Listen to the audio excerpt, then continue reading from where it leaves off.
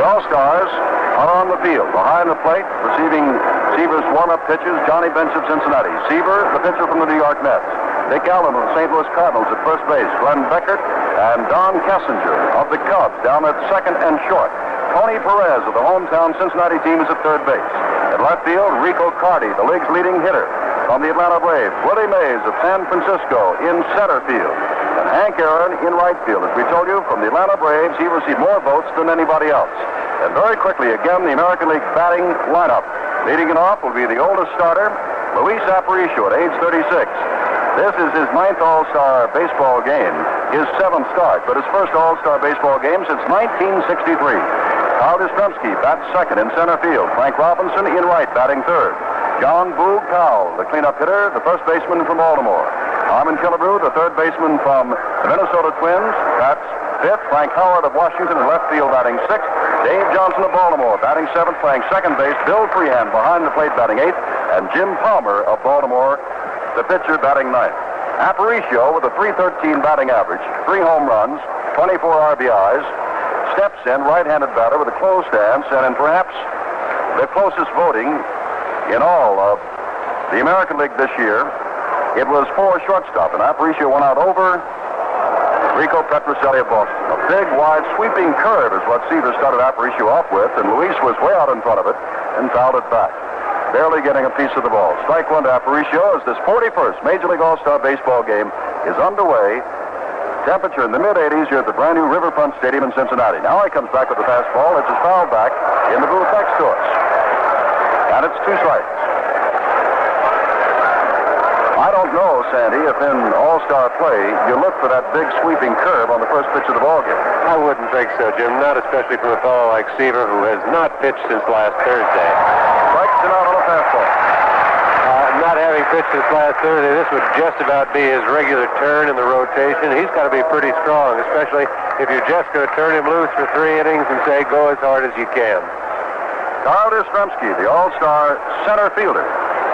In voting for the outfield, they came up with Yastrzemski, Robinson, and Frank Howard, none of whom plays center field. So Carl, who recently has been playing a lot of first base for the Red Sox, got the vote, and he's in center field. Left-handed batter, holds the bat high, and takes an inside pitch from Seaver. Ball 1. Yastrzemski hitting at .301, 21 home runs, 50 RBIs, and he's also stolen 16 bases. Everybody remembers Yastrzemski's great 1967 series. Time is called. They have someone on the field, and she is being let off. And I don't know who this is. There has been an exotic dancer by the name of Morgana who has been on the field all across the United States, and whether it is she or not, I don't know. But it is female, and she's being escorted off the field after not even making as far as the artificial turf. I don't know the count to Yastrzemski. I'll be honest, I'm not sure it's female. It looks like it may be a man with a wig or a little bit of a joke. They have even had newspaper columns devoted to the possible appearance of Morgana. 1-0, the count, 1 out. We're in the top of the first inning of the Major League All-Star Baseball game number 41. Yastrzemski swings, fouls it very high, and back out of play. It's 1-1. Seaver, the pitcher, from the Mets, bench of Cincinnati, the catcher. On deck is Frank Robinson. Frank has a sore shoulder. Yesterday at the All-Star press luncheon, someone asked Frank, how's your injury? And the Baltimore Oriole outfielder said, which one? But they were speaking of his shoulder. Back with a curveball, hit up the middle, gets past the outstretched glove of Kessinger, and Yastrzemski's on with the first base hit of the All-Star baseball game. Hitting a 1-1 pitch, Seaver almost was able to stop it at the mound. Jim Seaver's thrown quite a few change-ups in his brief time on the mound. This 1 out and 1 base hit here. But on that ground ball, you could just see the ball begin to pick up speed on this artificial surface. And that's the problem. Sometimes the ball is not hit very hard, but it begins to spin, and that's what the artificial surface does to it. And as it spins, it picks up a little bit speed, so the second and third bounce sometimes are a lot quicker than the first one was. Frank Robinson steps in. He leads the American League in hitting at .330, right-handed batter. 6 All-Star games with the National League, and this is his third with the American, a swinging strike 1. Around each of the bases, first, second, and third, there are 20 by 20 patches of dirt. Otherwise, it is completely artificial surface, except, of course, for the pitching mound and around home plate.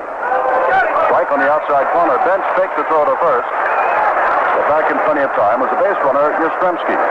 Down is 2 strikes to Frank Robinson. I think your first impression of the way the fielder's playing, Jim, everybody seems to be deeper. The shortstop is back behind the line where normally the skin would be. Robinson strikes out another fastball strikeout to Seaver. And as he struck out Aparicio, so he does Frank Robinson on 3 pitches.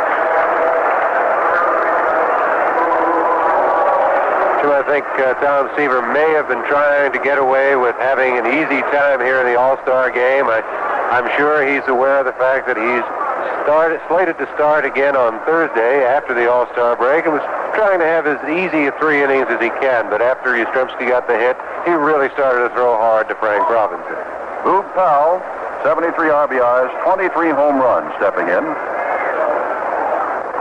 Left-handed batter takes the changeup to strike 1.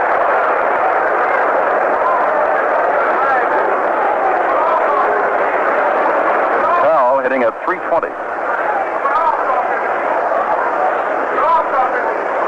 Yastrzemski slight lead off first base. Dick Allen of the Cardinals holding him on there. Yastrzemski can move outside with the pitch and low. It's 1-1. The Boog Powell, Harmon Killebrew of the Minnesota Twins, last year's most valuable player in the American League, is on deck. We're on the top of the first, no score. Yastrzemski at first base with a base hit up the middle. 1-1 the count to Big John Boog Powell, all 6'4", better than 230 pounds. Swings, hits it high in the air, in the infield. Tony Perez of Cincinnati will get the honor of making the last out in the first inning and does so. A run, 1 hit, no errors, 1 left. And in the middle of the first inning, the American League nothing with the National League coming to bat. Bottom of the first, the National League coming to bat is Jim. Setting the defense for you for the American League now, Jim Palmer. Warming up, of course, Palmer had a great history of injuries after being a star of the 1966 season in the World Series, but has come back and is 12-6 thus far this year from Baltimore. Bill Freehan is behind the plate from Detroit. Boog Powell of Baltimore at first, Davy Johnson of Baltimore down at second, Luis Aparicio of the White Sox at short, Harmon Killebrew of Minnesota at third, Frank Howard of Washington at left, Carl Yastrzemski of Boston in center, Frank Robinson of Baltimore in right. The batter is Willie Mays. This is his 21st All-Star game, the 7th time he has led off an All-Star game. It's a called strike from Palmer. Back in 1965, Mays led off with a home run. And that's only been done 3 times in the previous 40 years of Major League All-Star play. Palmer, a right-hander, comes back, misses outside. It's 1-1 to Willie Mays, hitting at 272, 619 home runs, second only to the great Babe, 19 of those this year. Last year, Mays hit only 13 home runs all year, but has 19 already this year, 47 RBIs, big swinging strike. Mays, the big scoreboard in center field shows, holds the All-Star records for most at-bats, most runs, most hits, most stolen bases, and most total bases. Outside of that, Willie hasn't been doing much lately. Count is 1-2 to him. Palmer, the right-hander, throws inside. Mays leans away from a fastball. It's 2-2.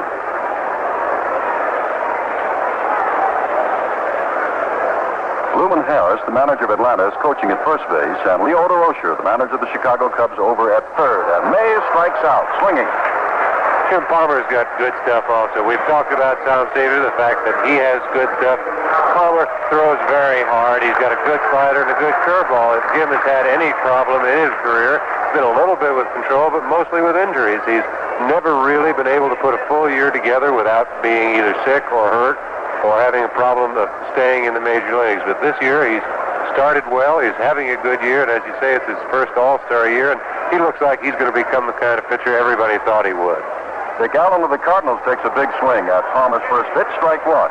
As we said, in other years, we have called Dick Richie, but after going to the Cardinals, he announced he wanted to be called Dick. So it is Dick Allen hitting at 285, 25 home runs, 72 RBIs. Palmer's right back in a high inside fastball that Allen ducks under. And it's 1-1 with Palmer. Allen, while with the Phillies, set the home run marks for Philadelphia as a first baseman, as a third baseman, and as an outfielder. Back with a big curve, but it stays high and out of the strike zone. It's 2-1 to Allen with Hank Aaron, who got more votes than anybody else in the voting, conducted for the first time since 1957 by you, the public, is on deck. By the way, Commissioner Bowie Kuhn said also at yesterday's press luncheon that he was sure that was his intention that they would have the fans vote again next year. Fastball, and Allen is swinging and missing. It's 2-2. One out. We're in the last of the first. No score in this All-Star baseball game from the brand new Riverfront Stadium, almost completely artificially turfed in Cincinnati, Ohio. Palmer peering in for the sign and throws, drive to right field. Back goes Frank Robinson, back near the warning track, back near the wall, and has it against the wall. That ball was well hit by Richie Allen. It was hit to the opposite field. Richie's very strong, and here in this big ballpark, Frank Robinson had a lot of room. He went back all the way to the wall, did finally bang into the wall as he caught the ball. But I think it fooled Palmer a little bit. He was just trying to get the ball out away from Richie and keep it in the ballpark, and Richie hit it a long way. Hank Aaron, 19th All-Star game, his 13th start. Hitting at .314 on the year with Atlanta, 24 home runs and 71 RBIs. And Palmer is ready and hits the outside corner with a fastball at strike one. 2 outs. Yastrzemski of Boston has the only hit in the ball game when the last of the first. Palmer's a little high with his next pitch. It's 1-1 to Aaron. Tony Perez of Cincinnati kneels on deck. This is his stadium. They closed up Crosley Field at the end of June, and this is the new home of what they call the Big Red Machine, the Cincinnati Reds. Palmer misses with his next pitch. It's 2-1. Aparicio is in where the skin of the infield would normally be, but Davy Johnson is deep, and the ball is hit to Aparicio on 2 giant hops. He guns the ball over to Powell, low throw, but in plenty of time, and Aaron is out. And at the end of 1 inning, the National League and the American League are scoreless. Back in Cincinnati, Jim Simpson and Sandy Koufax. Harmon Killebrew leads off the top of the second inning, takes an outside pitch from Seaver. It's ball 1. Killebrew, right-handed batter from Minnesota, big swing and miss for strike 1. And 1-1. Harmon, last year's most valuable player in the American League, hitting .322, leading the league in home runs with 26, and he has 72 RBIs. 10th All-Star game is 6 starts. Seaver, the right-hander of the Mets, ready again, low and away. Ball hits the dirt. Johnny Bench digs it out and throws it back to Tom. It's 2-1 to Harmon Killebrew. A hot, muggy night. Attendance, 51,838. That's an attendance figure they could have put up there before the game began. It's been sold up for some time. Big swing and a miss by Killebrew, and it's 2-2.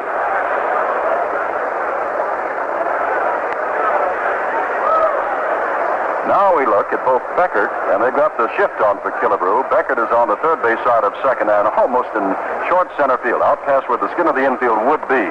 Killebrew, though, strikes out, swinging. And that's the third strikeout for Tom Seaver.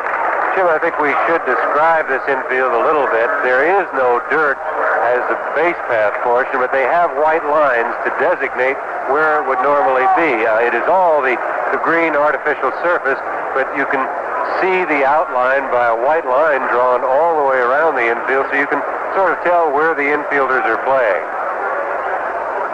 Frank Howard stepped in, turned to Al Barlick, the National League umpire, and Barlick walked out and asked Tom Seaver for the baseball, looks at it, and tosses it back to Seaver. And as Howard of the Washington Senators stepped in, you could hear the oohs of the crowd. Frank is a big man, listed at 6'7", and he says he plays at about 260. There are those who will say it's more like 280. Frank hitting 282, 24 home runs, most of them giant blasts, 67 RBIs. Third All-Star game and his third start. Big right-handed batter. 1 out in the top of the second in the scoreless All-Star baseball game. And he swings that big cut and misses. Strike 1. 4 men have struck out 6 in an All-Star game. Most recently, Ferguson Jenkins a couple of years ago in 1967. Fastball down the middle, strike 2. Carl Hubbell, remember his great feat? The men that he struck out, Ruth, Gary, Simmons, Fox, Cronin. Outside and high from Tom Seaver. It's 1 ball, 2 strikes to Frank Howard. Aparicio led off for the American League by striking out on 3 pitches. Yastrzemski's single went up the middle. Robinson, Frank, struck out on 3 pitches, and Powell popped out. Since that time, Killebrew has also struck out, and big Frank Howard strikes out, and that's the 4th for Tom Seaver. Seaver looks like he's throwing very well tonight. He isn't throwing his good fastball all the time. He gets 2 strikes on the hitter, and all of a sudden, there's just a little bit extra on that fastball, and it's given the American League hitters a lot of trouble up to now. Well, we were talking about that All-Star record, Sandy. 6 strikeouts And, of course, the pitcher can only work 3 innings unless it goes to extra innings, and Seaver already has 4. Breaking pitch low and away from the next batter, Davy Johnson of Baltimore, hitting .299, playing second base. His first start, he was on the 1968 squad, played and was 0 for 1. He was named last year, but was hurt and didn't get to play. Strike 2 swinging. And since Rod Carew is injured and out of active baseball, at least until September, according to President Calvin Griffith of the Minnesota Twins, Davy Johnson is down at second base. Well, Seaver's out in front of Johnson now, already with 4 strikeouts. Comes back, Johnson gets a piece of it and fouls it to the screen. You know, some people say, Sandy, that you dwell too much on statistics of baseball, but those who love and follow baseball, statistics are just like the basic course. And here we are, 6 strikeouts to the record, and Seaver already with 4, and we're not yet through the second inning. Just misses. Seaver started to walk off the mound. He thought he had strikeout number 5. Jim, I think the whole National League team thought he had strikeout number 5. Johnny Bench started to lead. The whole infield was on its way out. The only one that said no was Al Barlick. 2-2 the count. Seaver back, hit high in the air, and into short right field. Aaron circles back and over. Woody Mays is there. Aaron will make the catch, and it's another 1-2-3 inning for the American League.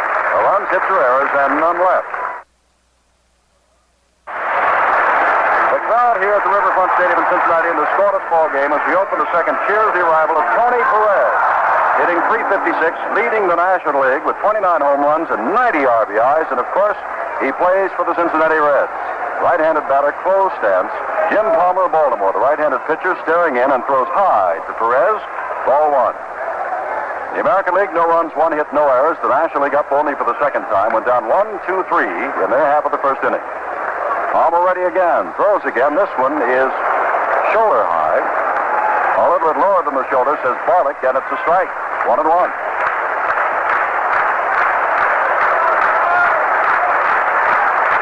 Palmer back, fouled off to the right. It's 1-2, up in the seats. They're clapping, of course. I think some of the folks here, Sandy, believe they're watching the Cincinnati Reds play. Of course, they're proud of Perez, and with the All Star break and already 90 RBIs and 29 home runs and a .356 average, you know the kind of year he's already had, let alone at the finish. Fastball from Palmer is high, and it's 2-2.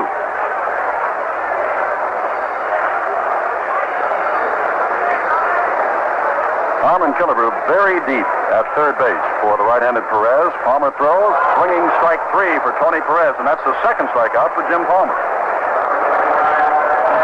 I think it begins to show up that if you've got good pitching out there and they're having a good night, no matter how good the hitters are, they're going to dominate the ball game. And so far, Tom Seaver and Jim Palmer have taken charge of this ball game, and even these great hitters have not handled them or not even looked too good at the plate. Every one of the 6 strikeouts thus far, 4 by Seaver, 2 by Palmer, have been swinging strike 3s. Here's Rico Carty, and he takes another high pitch from Palmer. Carty leads the National League in hitting, .365, and it's his first All-Star game, and he was a write-in candidate, and he made it but big from the Atlanta Braves. Back again, Palmer's pitches tonight, even though he has not been hurt thus far, Sandy, are high. Jimmy, he has good enough stuff to get away with pitching up a little bit. I don't think Jim likes to do it as a regular routine, but he could get away with it for a few innings. He's high again, and this time outside, and it's 3-0. The National League is yet to have a base runner. Too, another thing, you said that all the strikeouts have been swinging. Well, you look at that lineup, there's nobody down there getting paid for taking. They're all pretty good swingers to bat. 3-0 to Carty, and he has looked down to DeRocher and takes another high pitch, and on 4 pitches, all of them high, Carty draws the walk. And Johnny Bench of Cincinnati, the catcher, hitting .285 with 28 home runs, comes up.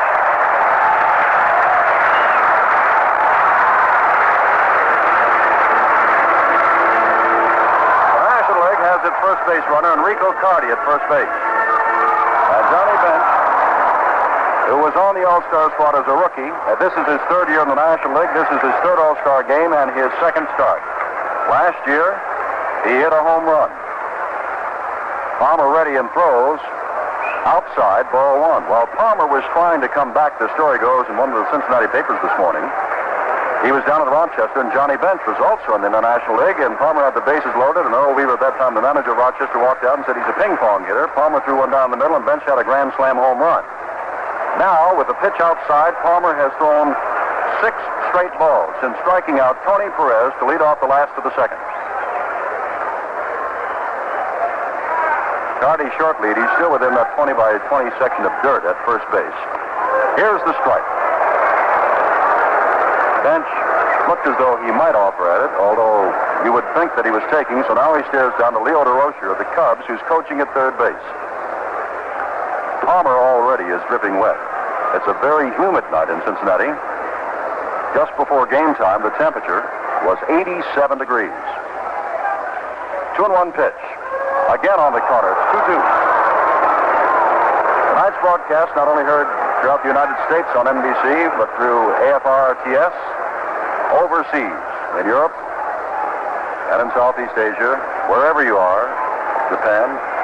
Danny Koufax and I greet you from Cincinnati, Ohio, in the brand new Riverfront Stadium. Scoreless ball game. Breaking pitch, Bench fouls it back. 2-2.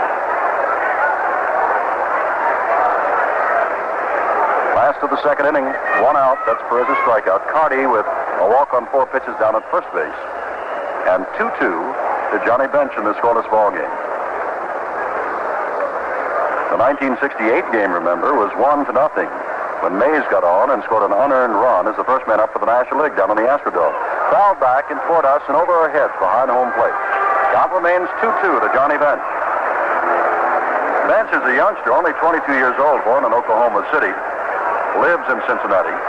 And back in 1967, when Jim Palmer was trying to work out his arm problems at Rochester and Bench hit that grand slam off of him, he was only the minor league player of the year. Palmer in the stretch, looking at Carty, and comes back, and again, Bench fouls it back.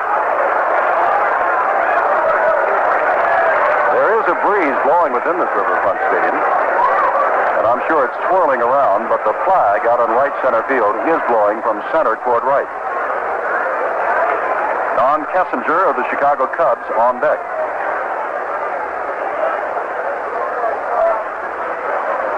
Palmer again in the stretch. Infielder double play depth, and Bench strikes out on a low pitch outside. Palmer had thrown Bench quite a number of fastballs in a row and got Johnny set up for it pretty well and came back with a slider or a curveball. Looked more like the slider, low, just a little bit off the plate, low outside, and Bench went after it. It was a bad ball, but it's a good pitch from Palmer's point of view. Palmer's now struck out 3, and Seaver has struck out 4. Here's Don Kessinger, the switch hitter from Chicago, batting left-handed against the right-handed Palmer. Don hitting .281, not known for power, has 1 home run this year. Last year, he hit a total of 4. But last year, he also won the Golden Glove. And last Saturday, Sandy and I were in Chicago for a Chicago Cubs game, and Kessinger had some kind of day afield. A foul laced down along the third base line. It curves into the seats, and it's 1-1 to Kessinger. Kessinger, of course, was playing then in what they called the friendly confines of Wrigley Field. Tonight, he's on this artificially turfed infield and outfield. First time in his career. 1-1 to Don. Carty still at first base. High outside pitch from Palmer. It's 2-1. 2 out, last of the second, no score. Sure, I think Kessinger is the kind of hitter that this artificial surface would really help. Normally, he's hitting left-handed. He doesn't have great power. The outfield would be playing him shallow, but on a field like this, they can't afford to play too shallow because the ball gets by them easy, so he'll have a chance to drop the ball in front of outfielders that he doesn't have on a regular field. Kessinger fouls the next pitch back, and the count remains 2 balls, 2 strikes to the Chicago Cubs shortstop in his 3rd All Star game. He has yet to have a hit in All Star play. He's been up 5 times before and is hitless. Glenn Beckert, his teammate from the Cubs, standing on deck. Over behind first base, where President Nixon and his party are seated. Up the middle, and might get through. Aparicio tries to flag it down. Cannot, playing in shallow center field as Yastrzemski picks it up very quickly, and Carty has to stop at second, and the National League has its first base hit. And there's a ball that was not hit too well. Aparicio was playing around towards second base, but I think on this field, the ground balls do pick up so much speed, the ball does not slow down. It gets going faster, and that ball got through the infield. I think in a normal field, the ball probably would have been caught and fielded by Aparicio behind second. Glenn Beckert of the Chicago Cubs hitting .261. And speaking of strikeouts as we have, here's the man that's been the toughest to strike out in the National League for the last 4 years. He takes the ball inside from Jim Palmer.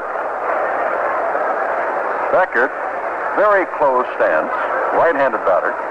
always managed to get a piece of the ball, chokes up on the bat, Palmer ready, and throws high again. 2-0. When Jim has been wild, for example, when he walked Rico Carty, in this, the second inning, he walked him on 4 pitches, and all of them were up. When he struck out Bench, it was on a slider, blown away. Carty down at second, Kessinger on first, 2 out. Back with a breaking pitch, but again it's high and slightly outside, and it's 3-0 to Kessinger. Looking down to the American League bullpen, no activity.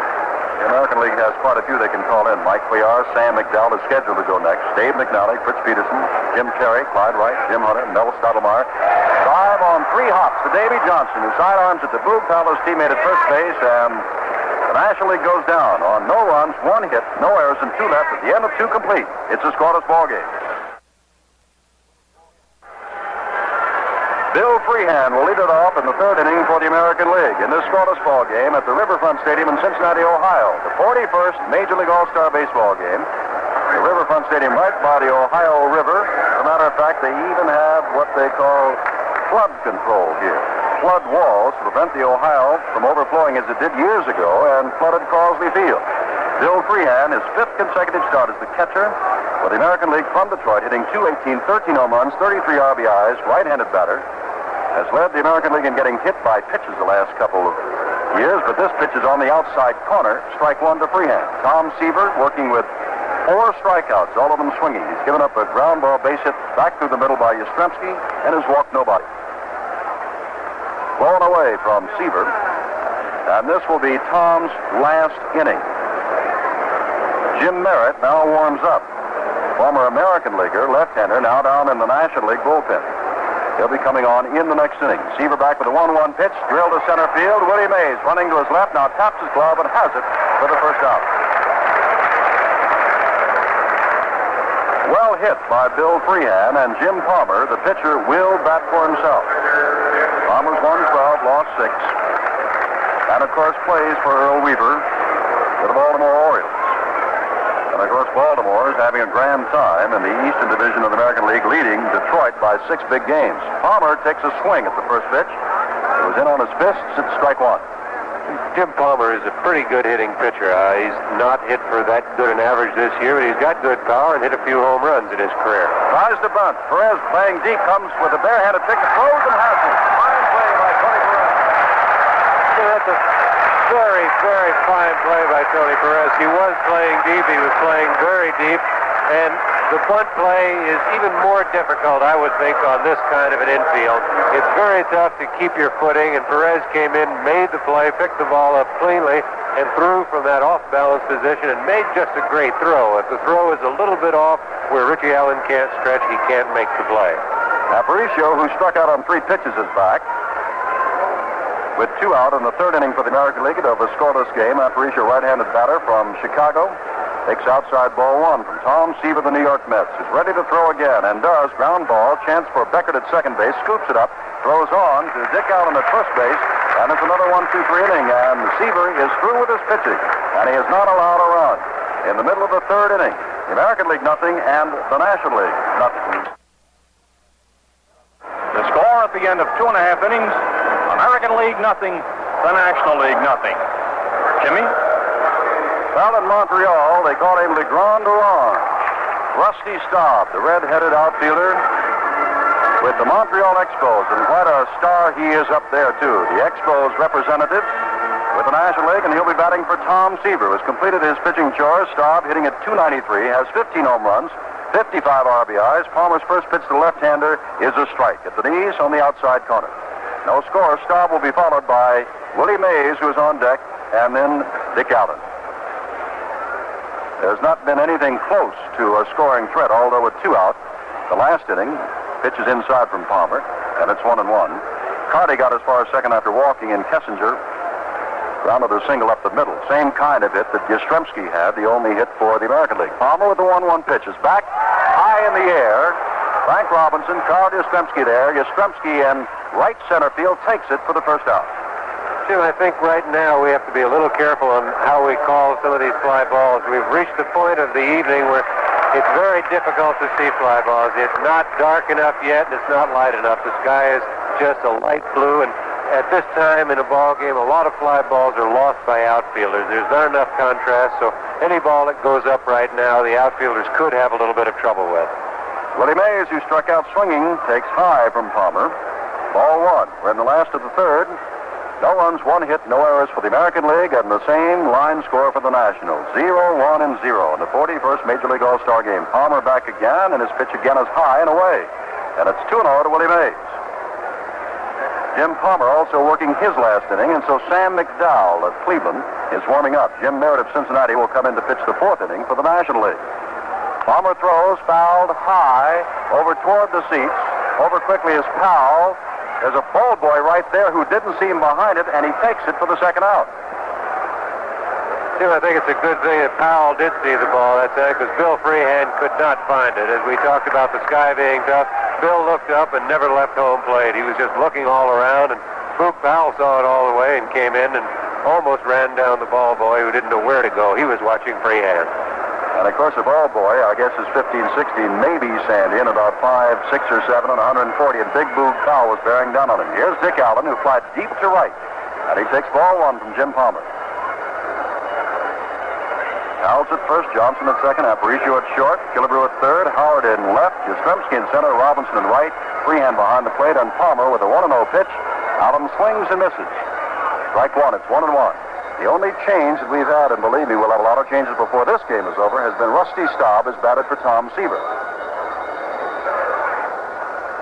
Wide to right center. Swinging strike again by Allen. It's 1-2. Seaver worked 3 innings, gave up 1 hit, a ground ball single up the middle by Yastrzemski, struck out 4 and walked nobody. And now he can look ahead to starting again on Thursday when regular play continues over the second half of the season. 1-2 the count for Dick Allen. Drive right to second baseman Davy Johnson. No runs, hits, or errors, and at the end of 3 complete now. The American League nothing and the National League nothing.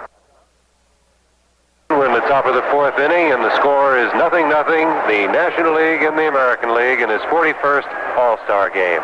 And Jim Merritt, the left-hander of Cincinnati, prepared to throw to his first batter, Carl Yastrzemski of Boston, who has the American League's only hit, that ground ball single up the middle. Merritt, a left-hander who has won 14 and lost 7 for the Reds this year, 3.47 is earned run average. He's the only one on the National League squad who played formally in the American League. Whereas on the American League squad, Frank Robinson, Frank Howard, Mike Cuellar, Sandy Alomar, Alex Johnson, Tommy Harper, Amos Otis, all played in the National League. Yastrzemski standing off deck as Johnny Bench runs out and talks to his teammate, and now his battery mate on the All Star Game, Jim Merritt. Yastrzemski hit a 1-ball, 1-strike pitch right up the middle over the mound, past Tom Seaver, and into center field for the only hit. Now he drives one deep to center field. Back goes Willie Mays, looking as though he has it all away, taps his glove near the wall and takes it. About 400 feet away. The ball was hit very hard by Carl Yastrzemski. You can watch Mays and tell that he's going to catch the ball. It was fairly evident he was backing up slowly. If there's going to be a problem, he'd get to the wall so that he'd have a chance to jump. But Willie just sort of trailed the ball back slowly and caught it right at the base of the wall. Frank Robinson, who struck out on 3 pitches against Tom Seaver, faces the left-hander Merritt and takes inside from Jim. Ball 1. Well, thus far, there's been no scoring at all. The National League did get 1 man as far as second base in the second inning. Other than that, no. Robinson almost goes into the ground like a corkscrew, swinging and missing at a pitch from Merritt. 1-1 to Frank Robinson, who's bothered with a sore shoulder, but although Earl Weaver could take players out, he's going with the starting lineup here in the 4th inning. He has to play them for 3, but this is inning number 4. Back again, and Merritt's pitch catches the outside corner. Strike 2. Frank Robinson doesn't think so, walks away. The umpire, and he's got to be warm tonight, Al Barlick, wearing that chest protector underneath a jacket. And the temperature now is at least 85, and it feels as though the humidity is the same. 1-2, back with the ball that bounces in the dirt, and it's 2-2 to Frank Robinson. I noticed earlier in the game there seemed to be some breeze up above the stadium. The flags were moving, but right now they're just still, and it seems to be getting warmer. I'm sure before the night's over, it's going to have its effect on the umpire, Al Barlick. Sam McDowell continues to warm, if that be the word, down in the American League bullpen down in left field. 2-2 the count to Frank Robinson, who struck out. And he's called changeup. The first two pitches we've seen here tonight, Seaver and Palmer, both are great stuff. Merritt comes out. He is not the kind of guy who throws as hard as the first two guys, but he has great changes of speed. He has a fine curveball. He has good control. He knows how to pitch. And I think we've seen an example of it here in these just first two hitters. Boog Powell popped to Perez to end the first inning. His last time up, the big, giant, left-handed batter facing the left-hander, Jim Merritt, on the mound, and the pitch is low and away from him. Ball one. 2 out in the fourth inning before 51,838. Our radio broadcast tonight traveling around the world on American Forces radio and television service. Another low and away pitch from Boog Powell, and that seems to be the best place to pitch a man that big. Well, I think you look at the scoreboard, and you got a big ballpark, and like this new one in Cincinnati, 2 out, nobody on the inning. You try and keep the ball away from the hitter and try and keep it in the park. You give him the base hit to the opposite field, but try not to let him hit the home run. I asked Sandy today about Tom Seaver's saying that sometimes with this kind of artificially turfed ground that you might try to make the men hit the ball in the air instead of on the ground. And Sandy's retort was, I've never seen a ground ball go into the stands for a home run. Change up, and Powell's way out in front of it, and it's 2-2. I think the artificial surface may cause more runs to be scored, Jim, but I think it'll happen for both clubs, so I think a pitcher still has to do his job the best way he knows how. In the fourth inning, 5 American leaguers have struck out against National League pitching. Fouled off deep into left field stands by Powell, and 3 National Leaguers were struck out by Jim Palmer, who is now through. Palmer worked his 3 innings, gave up 1 hit, struck out 3, and walked 1. McDowell will be next up. Merritt ready with a 2-2 pitch, and Powell hits it deep to center field. Willie Mays comes over. It's not that deep, really. Taps his glove, and in left center field makes the basket catch. No runs, hits, or errors. In the middle of the fourth, we still have a scoreless ball game. The American and National League, no score. The score at the end of 3.5 innings, American League nothing, the National League nothing. Big Sam McDowell has led the American League in strikeouts for quite some time, 4 times in the last 5 years. And he leads the major leagues in strikeouts this year, 183 in 177 innings. And the man he's going to face is Henry Hank Aaron with 24 home runs, 71 RBIs. He grounded to shortstop. McDowell's first pitch from the big left-hander is strike 1. Both Weaver of the American League and Hodges of the National started with the right-hander, and both have gone to left-handers as their second pitcher. 1 strike pitch to the right-handed Hank Aaron is way up high for McDowell, and it's 1-1. Sure, I think we've talked about the other pitchers in this ball game so far and said that they had good stuff, that they threw hard, but I think you have to look at Sam McDowell and say that he throws harder probably than anybody else in the ball game. 1-1, and this time he changes on his speed, and it's outside, 2-1. Down in the bullpen for the National League is Hoyt Wilhelm, who later on in the month will be 47 years old. And yet he's not the oldest player ever to play in an All Star game. You know who is?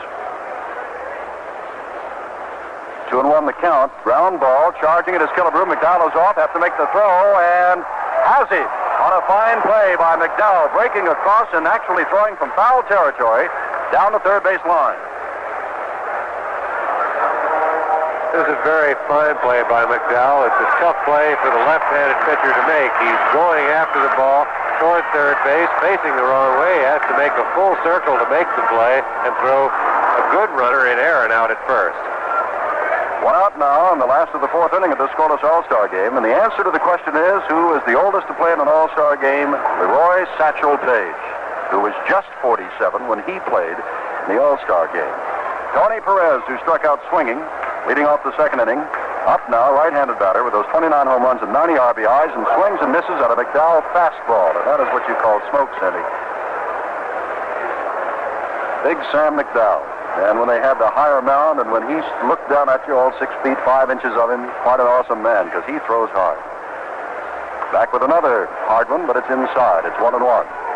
The charge against McDowell has been that he has tried to use too many pitches, when he can resort almost exclusively to the fastball. And they say this year, Sam is sticking with what he does best, and that's why he's here. Fouled off to the right. It's 1-2 now to Perez. So McDowell has a great fastball and also has a great curveball, but he's been wanting to throw screwballs and change-ups and sliders and occasionally even probably a knuckleball. And I think they've accused him of being a young Tom Edison on the mound. But as you say, this year, Sam just keeps going out there and throwing hard and done a great job for Cleveland. 1-2 to count. McDowell back and ready to throw, and has Perez striking out, swinging for the second time. McDowell's first strikeout. Fourth strikeout for the National Leaguers, and here's Rico Carty, who drew a walk from Jim Palmer on 4 pitches. 2 out in the last of the fourth of a scoreless ball game. Leo DeRocher coaching at third. Luman Harris of Atlanta at first for the American League. Ralph Houck of the Yankees is at first base, and Lefty Phillips of the surprising California Angels is over at third. Gil Hodges manages the National Leaguers, of course, as the Mets chief, and Earl Weaver from Baltimore manages the American League. And we've got a scoreless game as Carty, the right-hander, steps in and takes a strike right at the knees on the outside corner. Gaylord Perry, whose brother Jim Perry plays for the American League. Gaylord Perry, the San Francisco Giants, is stretching his knees and preparing to warm up down along the right field line. McDowell simply blew this one right past Carty, whose swing was way behind time. The scoreboard thus far shows no balls and no strikes. Now the scoreboard has gone completely out as the ball punched down into that National League bullpen and now rebounds onto the field where it's picked up out there by Frank Robinson. 2 strikes to Rico Carty with 2 out in the last of the fourth. Well, it's a muggy night in Cincinnati, but nothing like what happened in Washington last year when the dugouts filled up with water and they had to play it on a Wednesday afternoon. Low at the knees, freehand bobble to ball for the moment.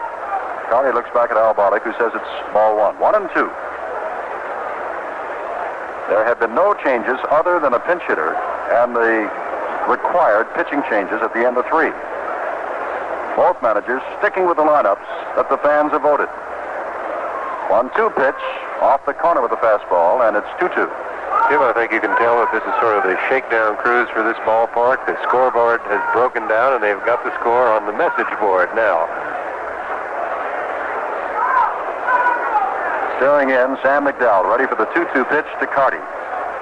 Ground ball right back to McDowell, who can leap high because he's a tall man and easily throws him out. No runs, hits or errors at the end of 4 complete. American League nothing and the National League nothing. Jim Simpson with Sandy Koufax at Riverfront Stadium in Cincinnati, and now we have our first changes. Defensively, Pete Rose of Cincinnati has gone to right field. He's won the batting championship the last 2 years. And in left field, it is Jim Hickman of the Chicago Cubs, a hitter hitting better than .330. And we see Tony Oliva of Minnesota warming up down in the bullpen, and he obviously will come over in the last of this inning. Rose will bat third, while Hickman will bat fifth. Harmon Killebrew, the batter, to face Jim Merritt. Killebrew struck out to lead off the second inning. We've got no score. Merritt, the left-hander, throws at the right-hander Killebrew, and it's low, and it's ball 1.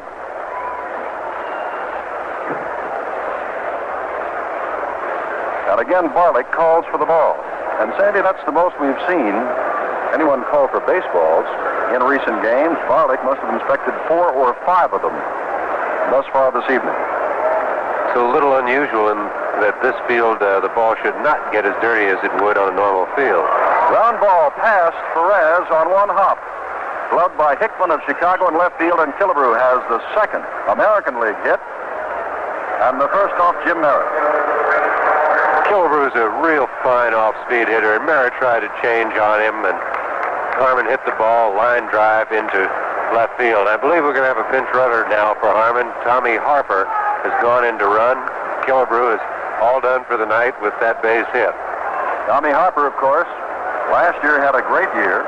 Stole more bases in the American League than anybody since Ty Cobb way back in 1915 when he stole 96.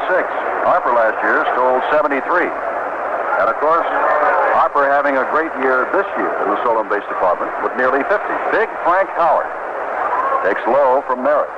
Howard, a big right-handed batter. Merritt, a left-handed pitcher. No score, but the leadoff man, Killebrew, singled, and Harper is running for it. Harper, of course, the representative of the Milwaukee Brewers. And with a good leadoff first base. Harper used to play for Cincinnati. And on that move to the plate, as Howard swings and misses, Harper was moving back to first base.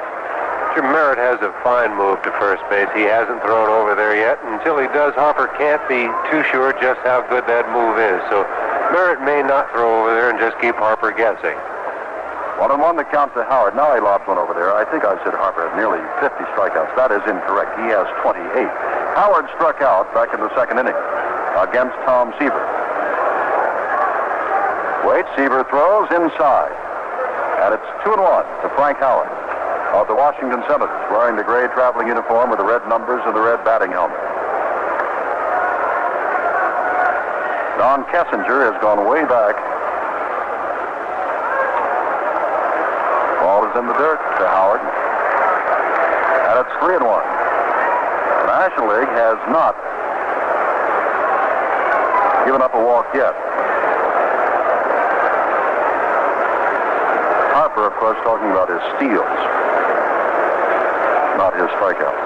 Tommy now ventures out to 1 foot on the artificial surface. And so Merritt's going to throw over there, and Harper's back in plenty of time. 3-1 the count to Howard, the leadoff batter here in the 5th inning of a scoreless All-Star baseball game.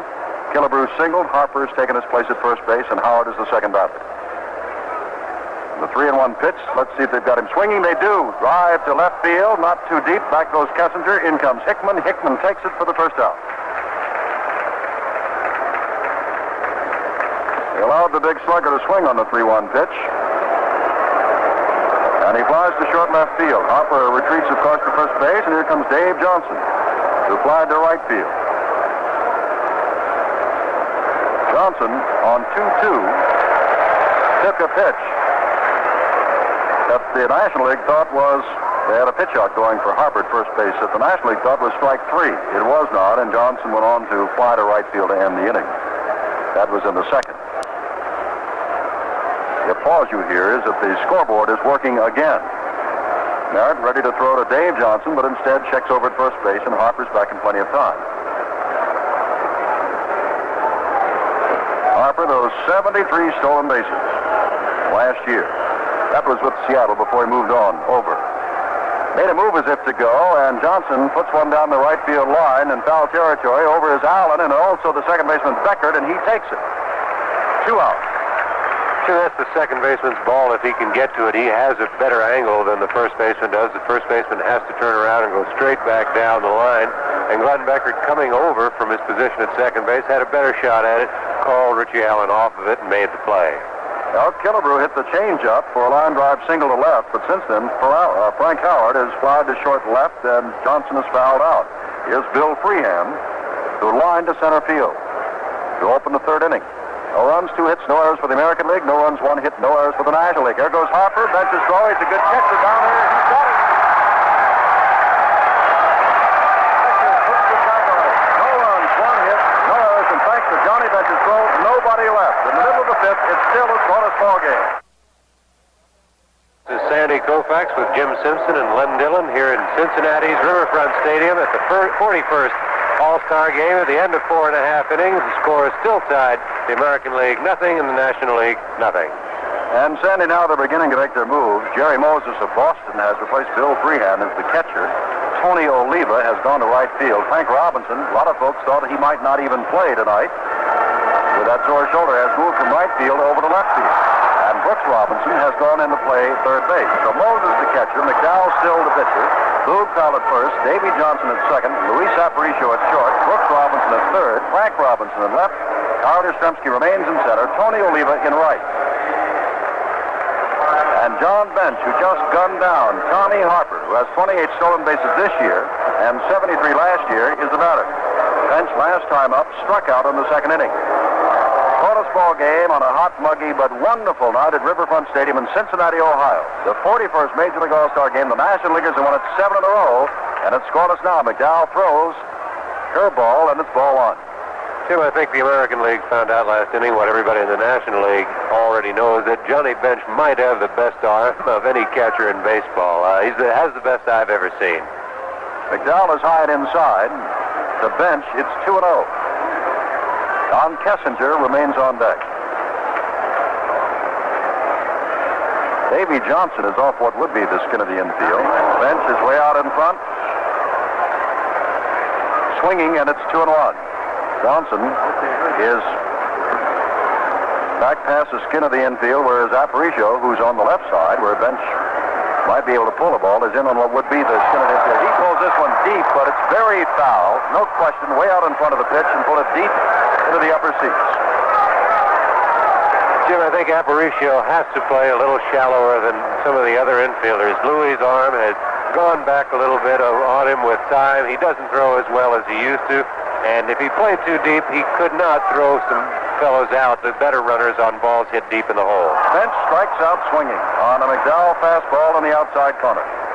Second time he's gone down. First time against Palmer, this time against the left-hander Sam McDowell. McDowell has his second strikeout, and that brings up Don Kessinger of the Chicago Cubs, playing shortstop, and he's singled up the middle his only other time at bat for his first All-Star hit in 6 appearances at the plate.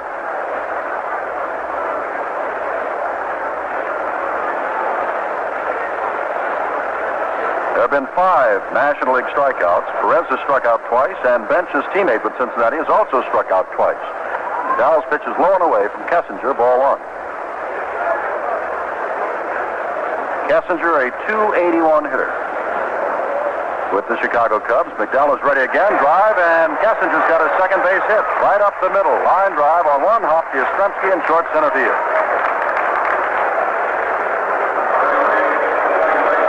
Well, the scoreboard shows the National League has 2 hits. Don Kessinger has them both.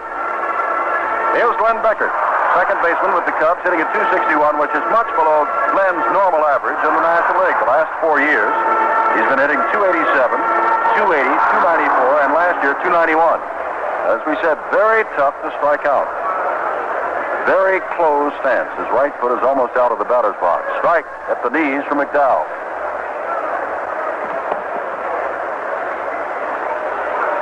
Jim, with 1 out and Leo DeRocher coaching at third, and both Kessinger and Beckert of the Cubs, so all year they work so well with the hit and run, it wouldn't be too surprising to see that come up here in this situation. Strike. It's strike 2. Both of them called, both of them at the knees, and Kessinger on first base is telling Leo DeRocher to move down a little bit because looking past McDowell, he can't see him. And so now DeRocher is leaning down so that Kessinger can see his signs looking across the diamond to his manager with the Cubs, and tonight the third base coach, Leo DeRocher. 2 strikes to Beckert. Kessinger leads off. McDowell throws. Ball right back up the middle, picked up at second base by Johnson. He has no play at first base because as he stepped on second, the ball nearly squirted out of his glove. So he settled for the force play. They're 2 down. And we're going to have another pinch hitter. And as he comes out of the dugout, it looks like Dennis Menke of the Atlanta Braves.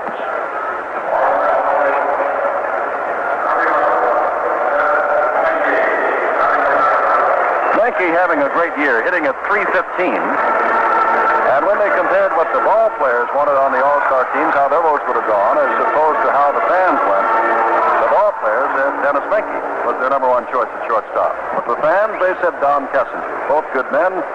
Menke, of course, batting for Merritt, who is all through. We'll give you his record in a moment. Inside and low on the first pitch to Menke.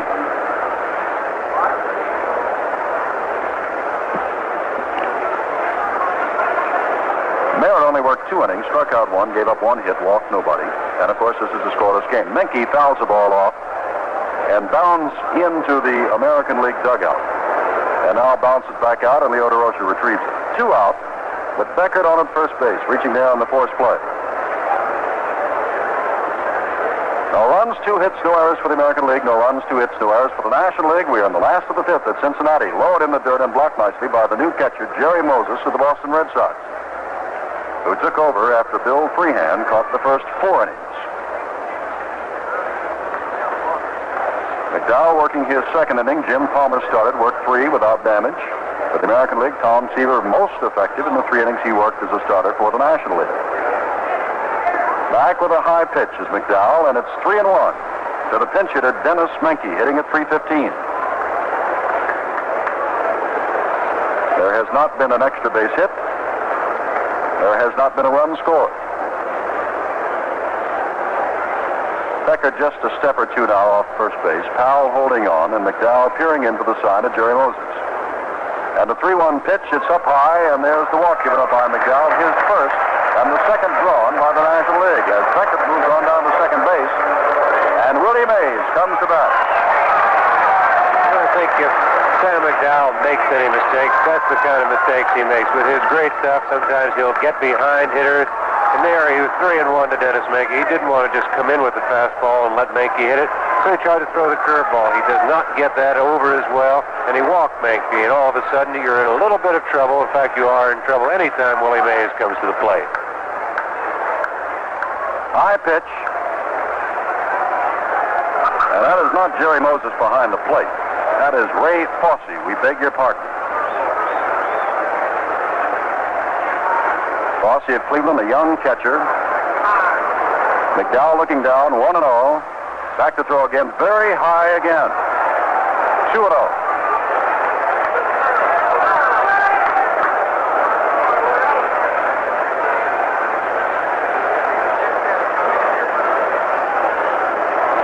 With 2 out. Beckett on at second base. Menke on at first base. Strike. Good fastball. Chest high to Willie Mays. It's 2-1. Well, this is the second time that the National League has had a man as far as second base. And the same combination, a walk and a single in the second, a single and a walk here in the fifth. But nobody's gotten any further than that. Up high with the fastball again, and it's 3-1. And remember, it was on a 3-1 pitch that Menke, as Sandy told you, tried the curveball. McDowell did, and Menke drew the walk.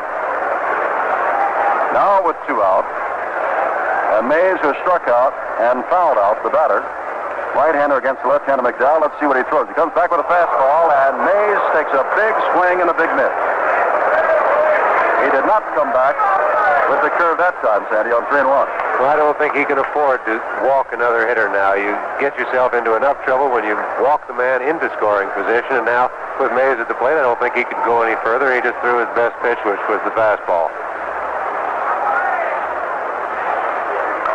Dive high in the air as everybody was running on the pitch. It's foul behind the plate. Fossey is back and looking up, but it's well in the seats and about 30 or 40 feet away from President Nixon.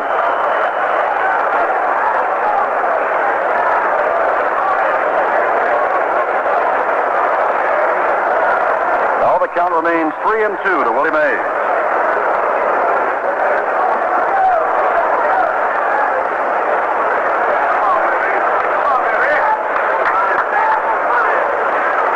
McDowell is ready, looking in. The runners are going again, and again it's fouled back. Naturally, with 2 out and 3-2, those runners are going to be taking off with every pitch. I think it's an interesting duel right now. McDowell is just reaching back 3-2 and throwing the ball as hard as he can. The fellow at the plate, Willie Mays, is just standing there, and he's digging in with both feet and swinging as hard as he can. And as hard as Sam's throwing and Willie's swinging, if he makes contact, he's going to hit the ball even the second deck here. Mays digging in again on 3-2, 2 out. Beckett moving away from second, Menke away from first, McDowell into the stretch, they're running, here's the pitch, and it's fouled back again.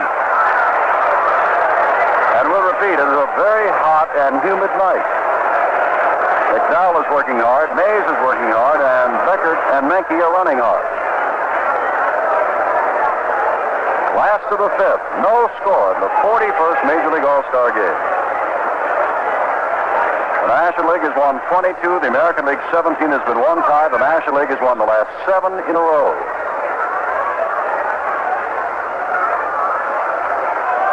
Drive high in the air, but this might be playable. Behind home plate, over comes the third baseman, Brooks Robinson, and he finally puts it away. No runs, 1 hit, no errors, and 2 men left. At the end of 5, there's no score. Sandy Koufax along with Jim Simpson and Len Dillon at Riverfront Stadium in Cincinnati. The end of 5 innings, the score 0-0. For the American League, no runs on 2 hits and no errors. The National League, identical totals. No runs, 2 hits, and no errors. Gaylord Perry has come on to pitch. Dennis Menke, who batted for the pitcher and walked, has gone into play second base. Beckert is out. They have not made announcements. As you know, this is a brand new Riverfront Stadium, and the PA system is not here, and we're having to pick up these newcomers as quickly as possible. It looks like Clarence Gaston has gone into play in center field. First pitch by Fosse is hit to right field for a base hit. Rose is over, picks it up, and throws into Menke at second base, who cuts it off.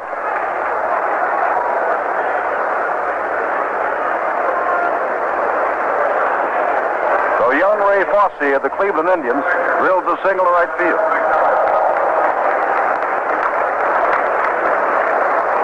Sam McDowell of Cleveland will bat for himself.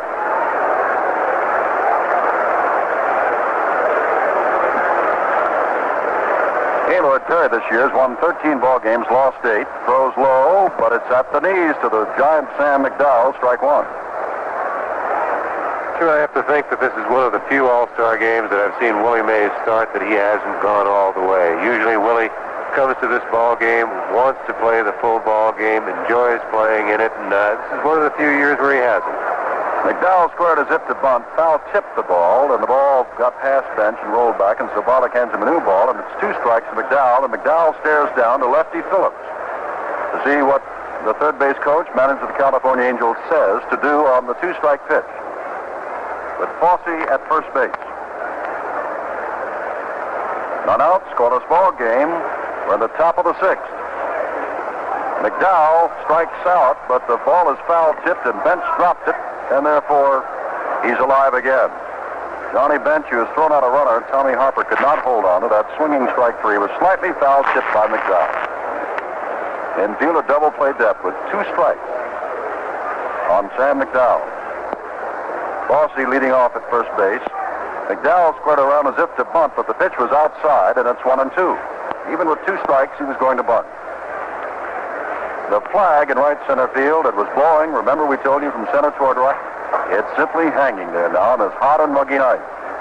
But no chance of rain, and thus far, scoreless All-Star game. McDowell's going to bunt again. It's fair, picked up by Perry, who will go to first. The sacrifice works.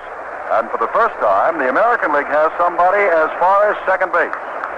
It was a fine bunt by McDowell, and Earl Weaver, obviously feeling that this is going to be a 1-run ball game, is trying right here in the top of the 6th inning to get that 1 run, and bunting with his pitcher with 2 strikes. He's got a man in scoring position in the top of his lineup coming up.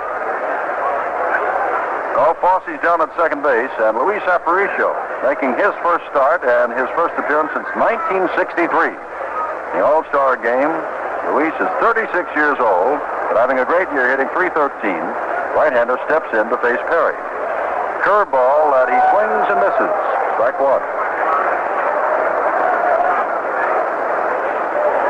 Fosse's base hit to right field was a line shot off Perry, and now Perry wants to check on his signs with Johnny Bench. He walks out to meet him halfway.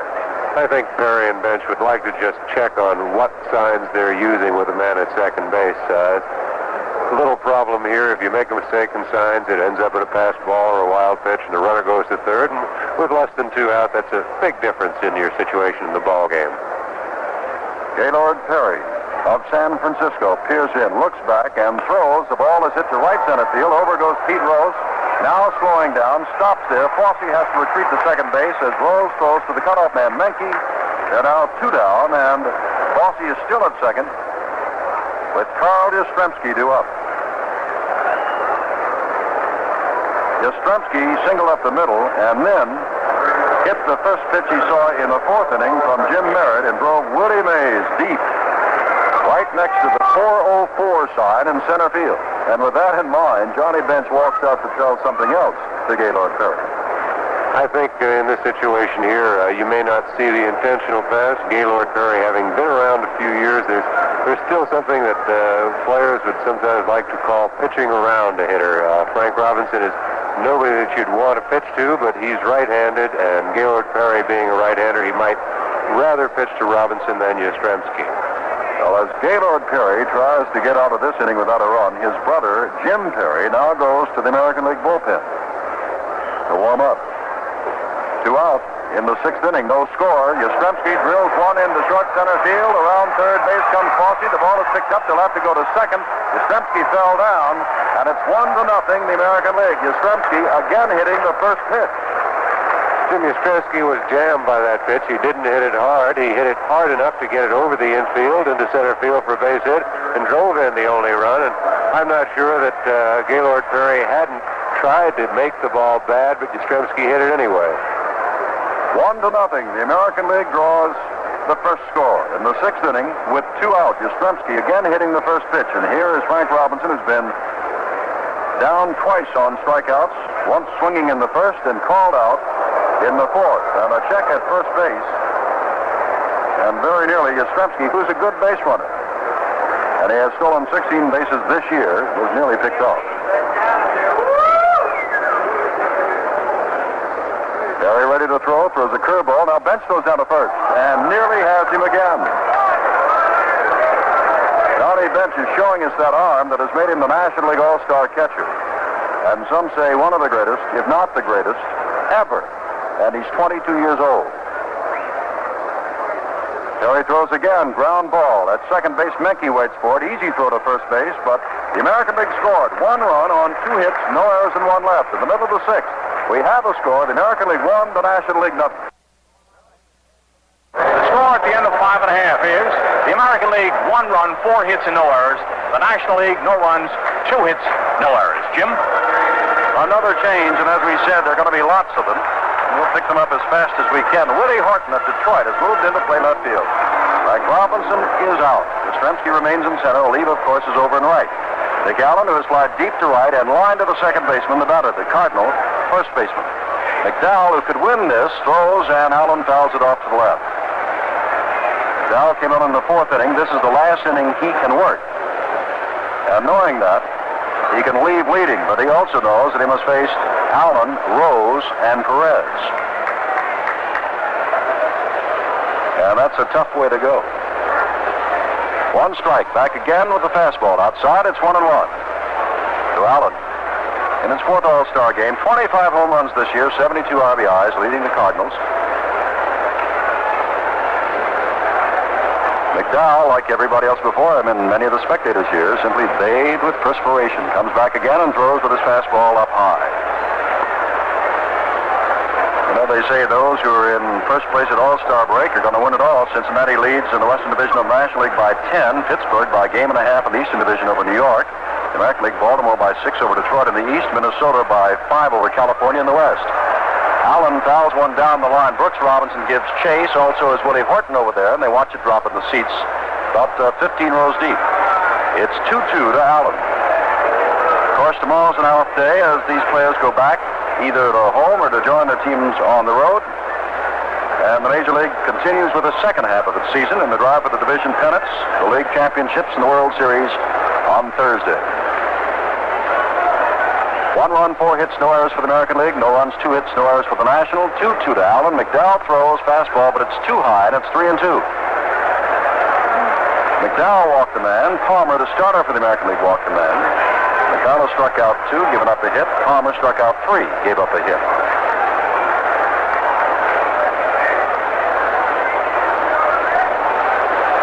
Sam is ready and comes back and throws and misses outside. It's ball 4. And Allen walks with Pete Rose, 2-time National League batting champion, member of the Cincinnati Reds, switch hitter coming to bat.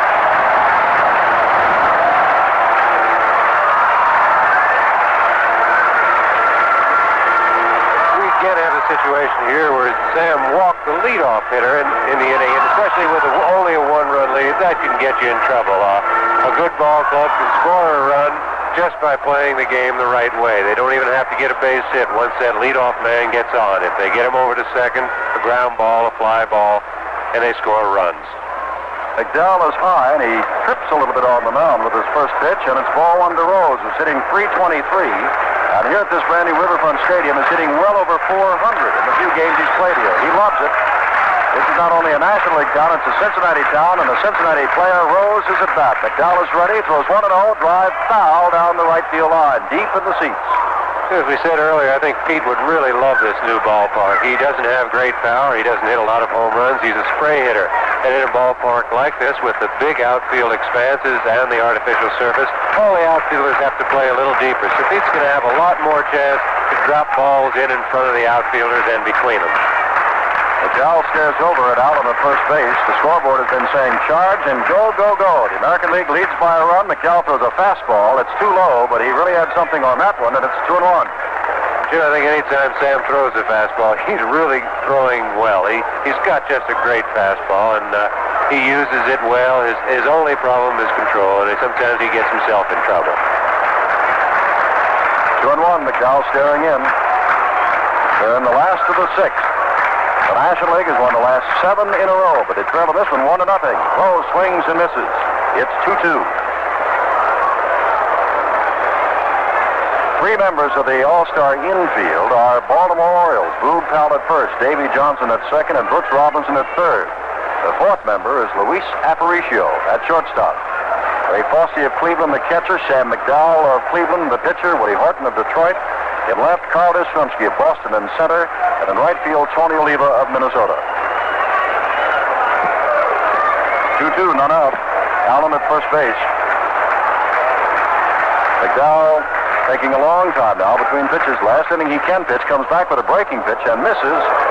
And it goes all the way again, 3-2. Dave McNally of Baltimore has now joined Jim Perry in the bullpen for the American League. Jim, I think we have the situation again where 3-2 is not an even count. The pitcher is behind. He must get the ball over. No pitcher likes to keep going to 3-2. The throw low, and he has drawn the walk. He took a half swing, and Charlie Hustle naturally runs to first base. And out comes Earl Weaver. Earl Weaver has said that he wants to win this game, and he's walking out very quickly. And McDowell, after walking the first 2 men, both on 3-2 counts, may be through. Jim, I don't know, but I would think that in this situation, McDowell is the man I'd have to see pitch to Perez. Perez is a fine off-speed hitter. He hits the breaking ball. He hits the off-speed pitches very well. If he has any trouble, I think it's up with the fastball that the pitcher gets in on him. And of the 3 pitchers that the American League has available now and warming up, I'd have to think that the one on the mound right now has got the best fastball, and he'd have to pitch to Perez for me. Well, apparently for Earl Weaver also, as Weaver runs back to the dugout and McDowell stays on. He went to 3-2 on both Allen and Rose and walked them both. And now Tony Perez, who has struck out twice swinging. Hit a home run that won the 67 game, and extra innings hit it by a foul down the right field line and hit it hard. Perez looks down to DeRocher, who gives him the signs at third base. McNally and Perry continue to warm in the American League bullpen. 51,000 plus here, along with the President of the United States and his family. McDowell throws low and away. And it's 1-1 to Tony Perez, who has 29 home runs and 90 RBIs and is hitting .356. Jim, and I don't think that would make a bit of difference if this were a regular season game. His manager would have to have him bunting. He's down by 1. He's got to stay out of the double play. But here in an All-Star game, the people want to see Perez hit. The manager, Gil Hodges, has got to let him hit.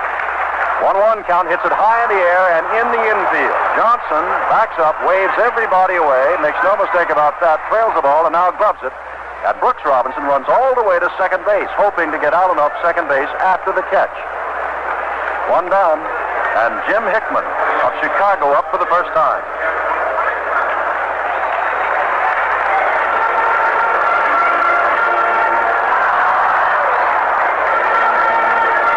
Hickman hitting .335, 5 years with the Mets.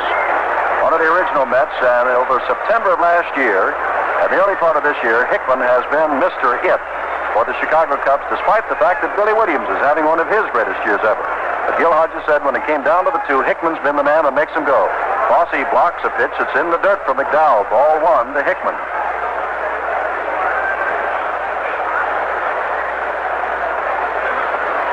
Hickman, who is 33 years old, is playing in his first All-Star game. And over the last 15 games of the regular National League season has been hitting at a .367 clip. Want to know the count to him. 1-0 the score. The American League. McDowell ready to throw and strike. Right on the inside corner. It's 1-1. Allen, who drew a walk, is on second. Rose, who drew a walk, is on at first.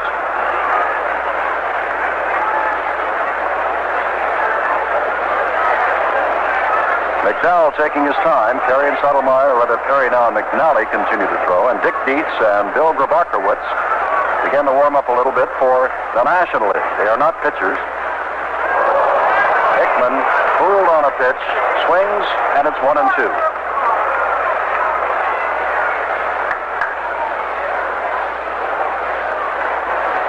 The American League looking for the double play.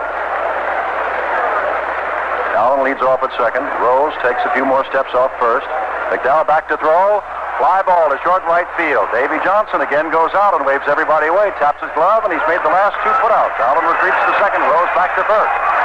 And Johnny Bench, the batter. I think both those last 2 outs show you what the good fastball can do for you. Sam got in trouble. He got himself in trouble. And McDowell just reached back, threw a little harder, threw good fastballs to the next 2 hitters, and got them both to pop it up to the second baseman. Neither Perez nor Hickman could pull the ball. Couldn't keep him hitting the ball on the fists. Johnny Bench has struck out swinging twice. The last time, it was McDowell who got him. Sam now trying to pitch out of a jam and protect the 1-0 American League lead. We're in the last of the 6th inning of a low-scoring All-Star game. First pitch from McDowell is outside ball 1. Now Tony Perez has struck out twice and popped up. Johnny Bench has struck out twice, but he's also gunned down Tommy Harper trying to steal. But the Cincinnati fans would dearly love to see Bench come up with a clutch hit here and at least tie the game. Remember, he has 28 home runs and 79 RBIs. McDowell throws an off-speed pitch. He swings and misses. Strike 1. 1-1 to Bench. Jim, Sam McDowell is very successful when he uses the change and when he gets it over. And as we said earlier, sometimes he's tempted to use it a little too much. It's only good because of how good his fastball is. And I think if Sam goes to it too often, then he gets a little in trouble. Swings and misses to the fastball. This time it's 1-2. Then swinging hard. The Cincinnati players love to go for the fences, and you can tell it by the number of home runs they've hit. Perez, for example, 29, Bench, 28. 51,838 looking on at the new Riverfront Stadium in Cincinnati. 1-2 the count. McDowell throws, changed, and has him swinging.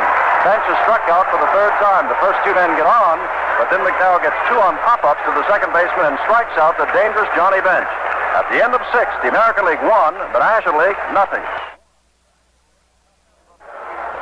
Now again from Cincinnati, Ohio, the brand new Riverfront Stadium. We've had quite a few changes, and we'll give them to you in a moment. The American League 1 run on 4 hits, no errors. The National League no runs, just 2 hits and no errors as we move to the top of the 7th. Boog Powell will be the batter. But Dick Dietz of San Francisco is in to catch, replacing Johnny Bench, who struck out 3 times.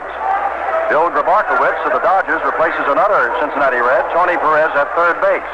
Bud Harrelson making his first appearance also as an All-Star, as are Dietz and Grabarkowitz, goes in at shortstop. So it is Allen at first base, Menke at second, Harrelson of the Mets at short, Grabarkowitz of the Dodgers at third, Dietz behind the plate, Perry still the pitcher, Hickman in left, Gaston in center, Rose in right. Powell swings and fouls the first one in the dirt at the plate, strike 1. Boog popped out to Perez back in the first and fly to short center in the 4th. Up for the 3rd time. Leads the American League in RBIs with 73, 320 batting average, and 23 home runs.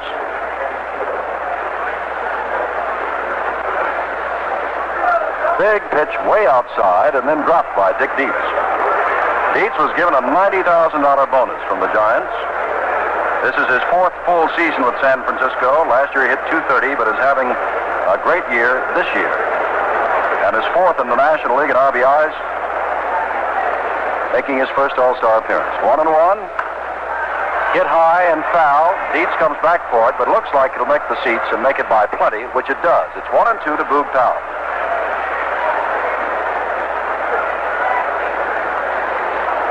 Only a right-hander is going now, and it is Jim Perry, the brother of Gaylord Perry, down in the American League bullpen, and a fellow by the name of Gibson, first name Bob of St. Louis, warms up in the National League bullpen. 1-2 on a steamy night, but an exciting night in Cincinnati. They're proud of the new stadium, and they're proud to have the All Star Game here. And what a setting for it. Perry, taking a long time, is now set to throw with a 1-2 count to Powell. Swings, grounds it right back to Gaylord, who takes his time, lets Powell run a little bit, and then tosses over to Allen for the first out of the 7th.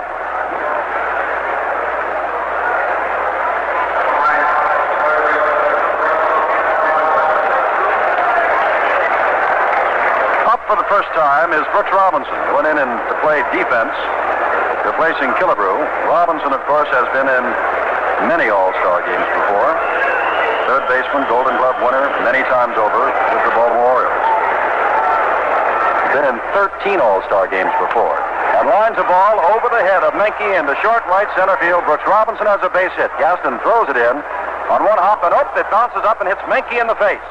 Dennis Menke on that hop off that artificial turf is hit in the face on the relay throw from Gaston. Harrelson is over, and the trainer goes out. And Gil Hodges now goes out along with Leo DeRozier. Jim, I think that's the thing that the players worry about. The ball is so quick off the artificial surface. Gaston picked up the ball and made the throw in and threw it in on one hop. Normally, the ball would sort of slow up a little bit, but this hit on that artificial surface and just skipped on Menke. He didn't have a chance. It hit him right in the mouth, it looked like, and trainer's out there now looking at Dennis, and you just can only hope that he isn't hurt too seriously. He, I would think, would be more used to it than anybody else playing for Houston, where they have the AstroTurf all the time, but there's a limit to how fast your reactions can go and how quickly you can get your glove up in front of a ball. Menke says he'll stay in. Roy White of the New York Yankees was hurt early this evening, has not made an appearance, and we don't know whether or not Roy will be able to. He was having his picture taken. A line drive took one hop and hit him on the underside of his right arm. Well, there's only one man in Major League history that has won batting titles his first 2 times, first 2 years in the Major Leagues. His name is Tony Oliva, and he's at bat now hitting at .282. Left-handed swinger from the Minnesota Twins to face Perry with Brooks Robinson down at first base. 1-0 the American League. Gaylord Perry is ready and throws outside. Perry now working with the battery mate of his, Dick Dietz. 1 run, 5 hits, no errors for the American League. No runs, just 2 hits and no errors for the National League, which has won the last 7 All-Star games in a row. Oliva steps back in now. Tony can go with the pitch to all fields and with power. Lean toward an outside pitch, but let it go outside for a 2-0 count.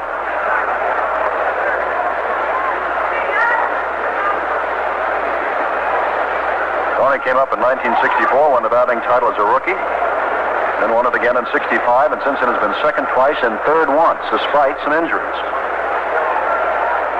Perry throws again off the corner to Oliva, and Gaylord is down 3-0. The American League hasn't been gifted with the base on balls yet. And on 3-0, Oliva has looked down to his coach, manager Lefty Phillips of California at third base, and is ready, and he is simply taking all the way, and it's strike 1. Now with 3-1 and 1 out, and Brooks Robinson, who does not have great speed on at first base.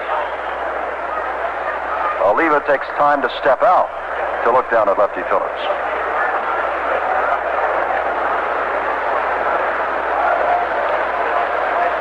Tony is back in, and Gaylord has stared in the stretch and throws, and on 3-1, he is way outside, and there's the first walk given up by the National League, and Robinson moves down to second base. Bob Gibson continues to warm up.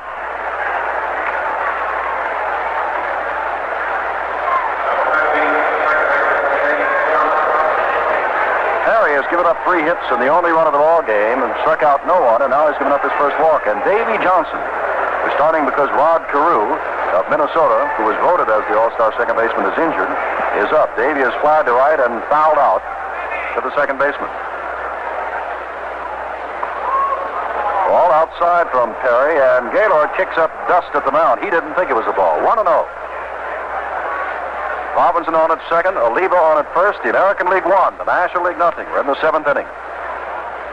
Perry ready to throw again. Sidearm pitch this time, and he has missed again just off the corner and stares in at Al Barley.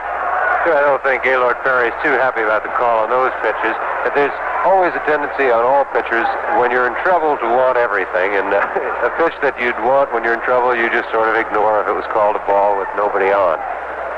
2-0 right down the middle, and it's 2-1.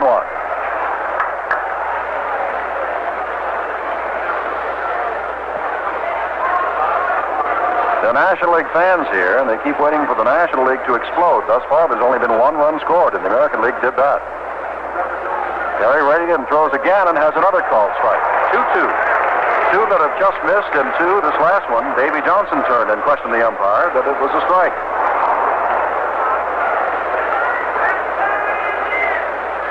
Only run of the ball game, driven in by Carl Yastrzemski, who singled for his second hit of the night. He has also sent the center fielder very deep to the wall. Next pitch by Perry misses, and it's all the way on Davy Johnson, 3-2 with 1 out. See whether they're running or hanging close on 3-2 with just 1 out. Ralph Houck walks over and says something to Oliva at first base. Houck, the coach at first. Perry staring back. They are not running on the pitch. Unintensely fouled by Johnson. So it's still 3-2.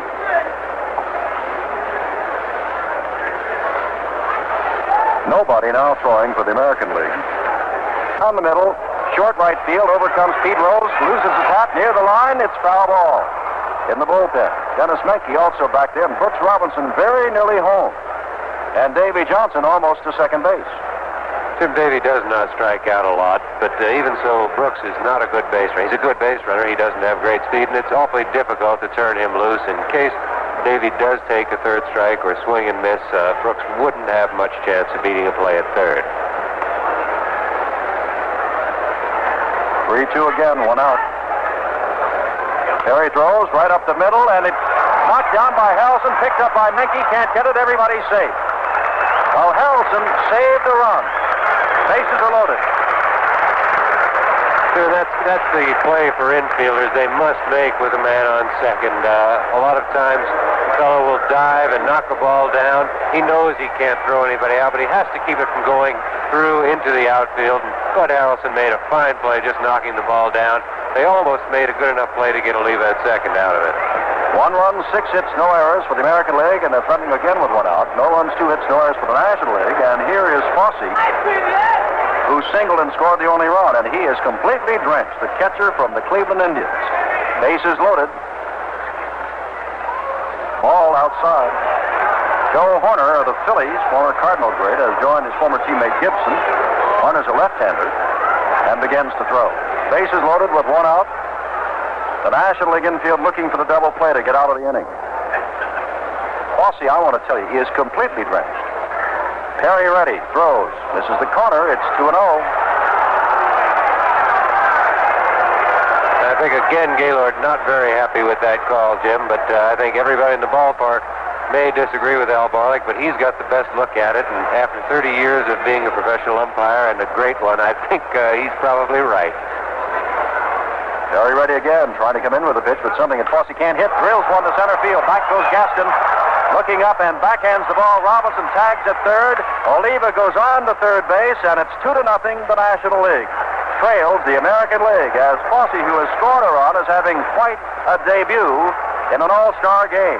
Scored a run and is now driven in one with a fly to deep center field. Jim, it's kind of nice to see. We talked about the difference in who the players selected and who the fans selected as the All-Star team, and I think Fosse was, again, one of the discrepancies. Most of the players felt that Fosse should have started this game. He's hitting almost 100 points higher than Bill Freehan, and since he's come into the ballgame, he's had a fine night.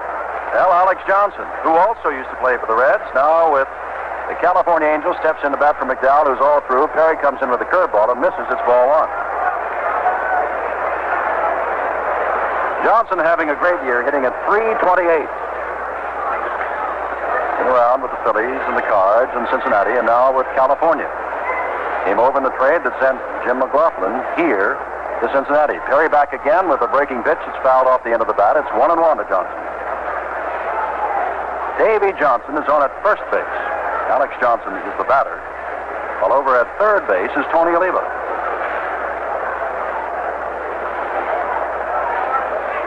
1-1 pitch, a curveball to the second baseman Harrelson, over to second base, or rather the shortstop Harrelson, over to second base Menke for the force out, and they're out of it, but the American League has scored another run. 1 run on 2 hits, no errors, and 2 left. We go to the bottom of the seventh with the American League leading the National League 2-0.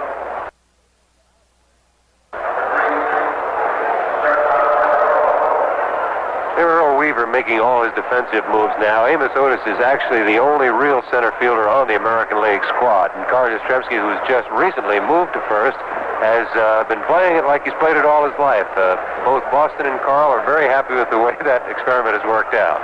Strike one pitch from Jim Perry, who's come in. He misses. It's 1-1. Yastrzemski, as Sandy said, has been at first base. In recent weeks, Jim Perry comes in to try to save the victory for Sam McDowell over his brother Gaylord Perry, who stands to lose, and has given up both runs. 2-1 now to Bud Harrelson, who saved a run with a fine diving stop from a shortstop position at second base in the top of this inning. Harrelson in his first All-Star game, and the ball dived for by Yastrzemski. At first, he can't come up with it. And Harrelson, in his first time at bat, in his first All-Star game, singles to right field. And so Jim Perry has given up the third hit.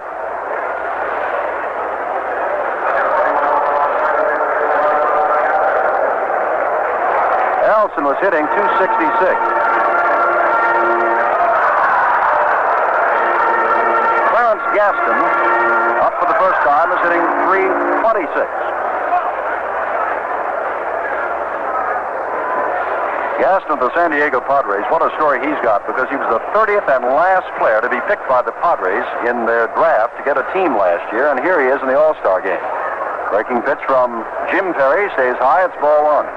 Harrelson, a fine base runner on at first base, but the score is 2-0. The American League, the National League, trails in the last of the seventh.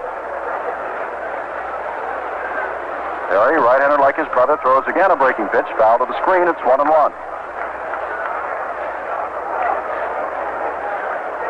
Looking down into the presidential box area, President sitting there with his coat on, and no matter what weight coat it is, I'm sure he is quite warm.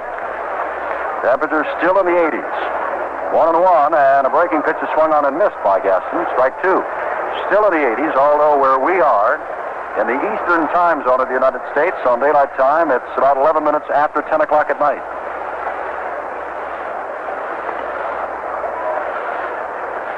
Perry ready for the 1-2 pitch. Harrelson on at first base. Harrelson bluffs as if to go. Fastball is inside and rather high. It's 2-2.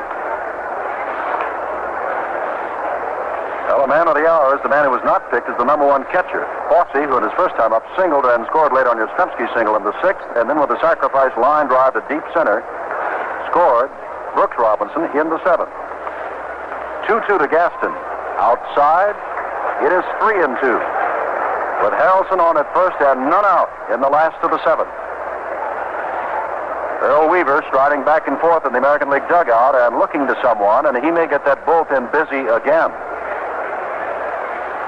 2 runs against this National League All-Star lineup is not much. Looks like McNally is getting up to throw again. Either he or Fritz Peterson of New York. Looks now like it's Peterson of New York. Check at first base where Yastrzemski is. Harrelson is back in time. 3-2 to Gaston.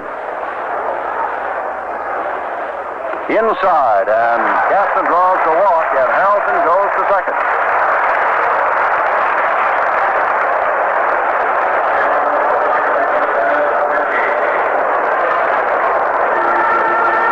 Catfish Hunter, in the unmistakable green and gold of Oakland, a right-hander, has joined Peterson, the left-hander of New York.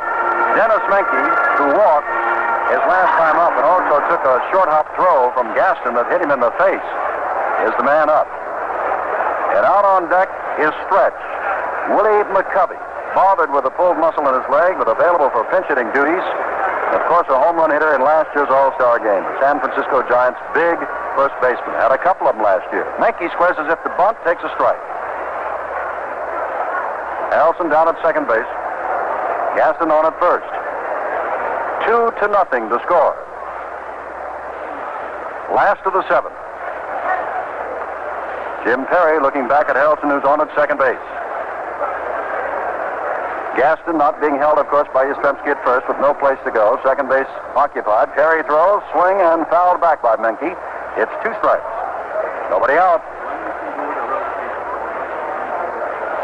2 runs, 6 hits, no errors for the American League. No runs, 3 hits, no errors for the National League. But the National Leaguers are threatening. Perry peers in, looks back, throws high, and it hits him. Menke is hit by the pitch. What a tough night he's had. Hit in the face with the ball bouncing on a throw from Gaston, and is now hit by the pitch. The bases are loaded. Nobody's out, and the National League comes to life with Willie McCovey coming to bat. Sure, it's an awfully tough night for Dennis Menke. There have been so many great players hurt in the All Star Games and possibly ruined their careers. And think about Ted Williams hurting his arm, running into a wall, and Dizzy Dean hurting his foot and then hurting his arm consequently after that. And it'd be a shame to have anything happen to any of these great players here tonight. Willie McCovey hitting at 259, and the trainer again had to go out along with Hodges to see if Menke was all right. He says he is. The bases are loaded. McCovey hitting 259, but has 23 home runs and 66 RBIs. The San Francisco Giants' big first baseman. Facing Jim Perry. Swings and misses on the first pitch. And quickly, Ray Fosse runs out to talk to his pitcher, Perry. Gaylord Perry gave up the 2 runs the American League has, and now Jim Perry, with the bases loaded and none out, is trying not to give them back. Sam McDowell left the ball game with a 2-0 lead. 1 strike to McCovey. Perry back and a foul. Back to the screen, and another big swing by McCovey. Harrelson on at third, he singled, went to second when Gaston walked. Menke loaded the bases when he was hit by a pitch. We're in the last of the 7th.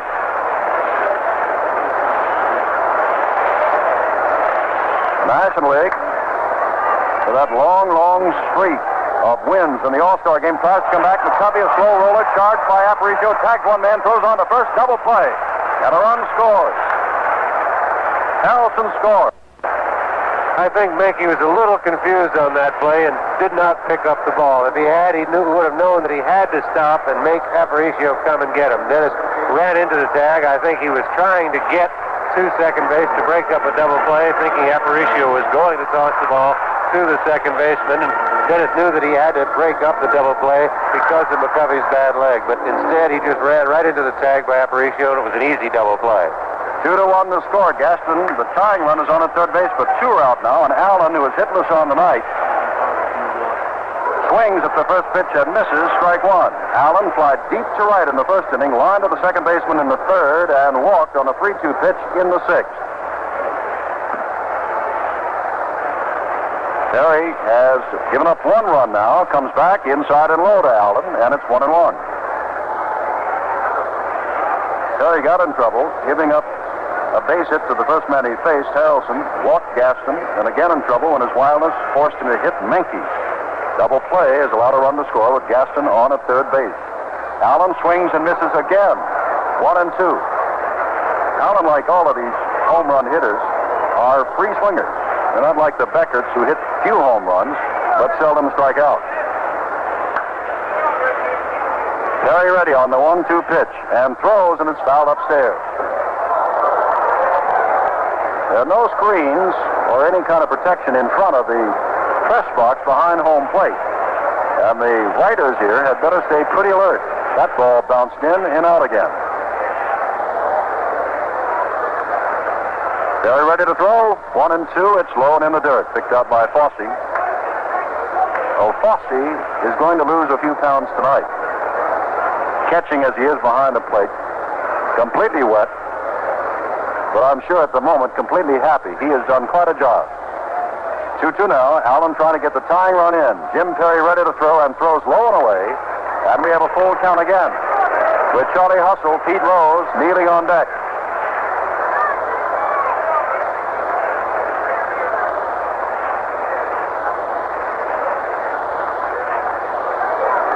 Perry stares in, has the sign, starts his motion.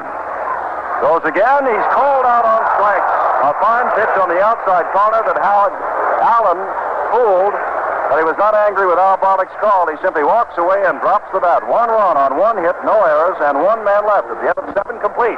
The American League has a narrow 2-1 lead over the National.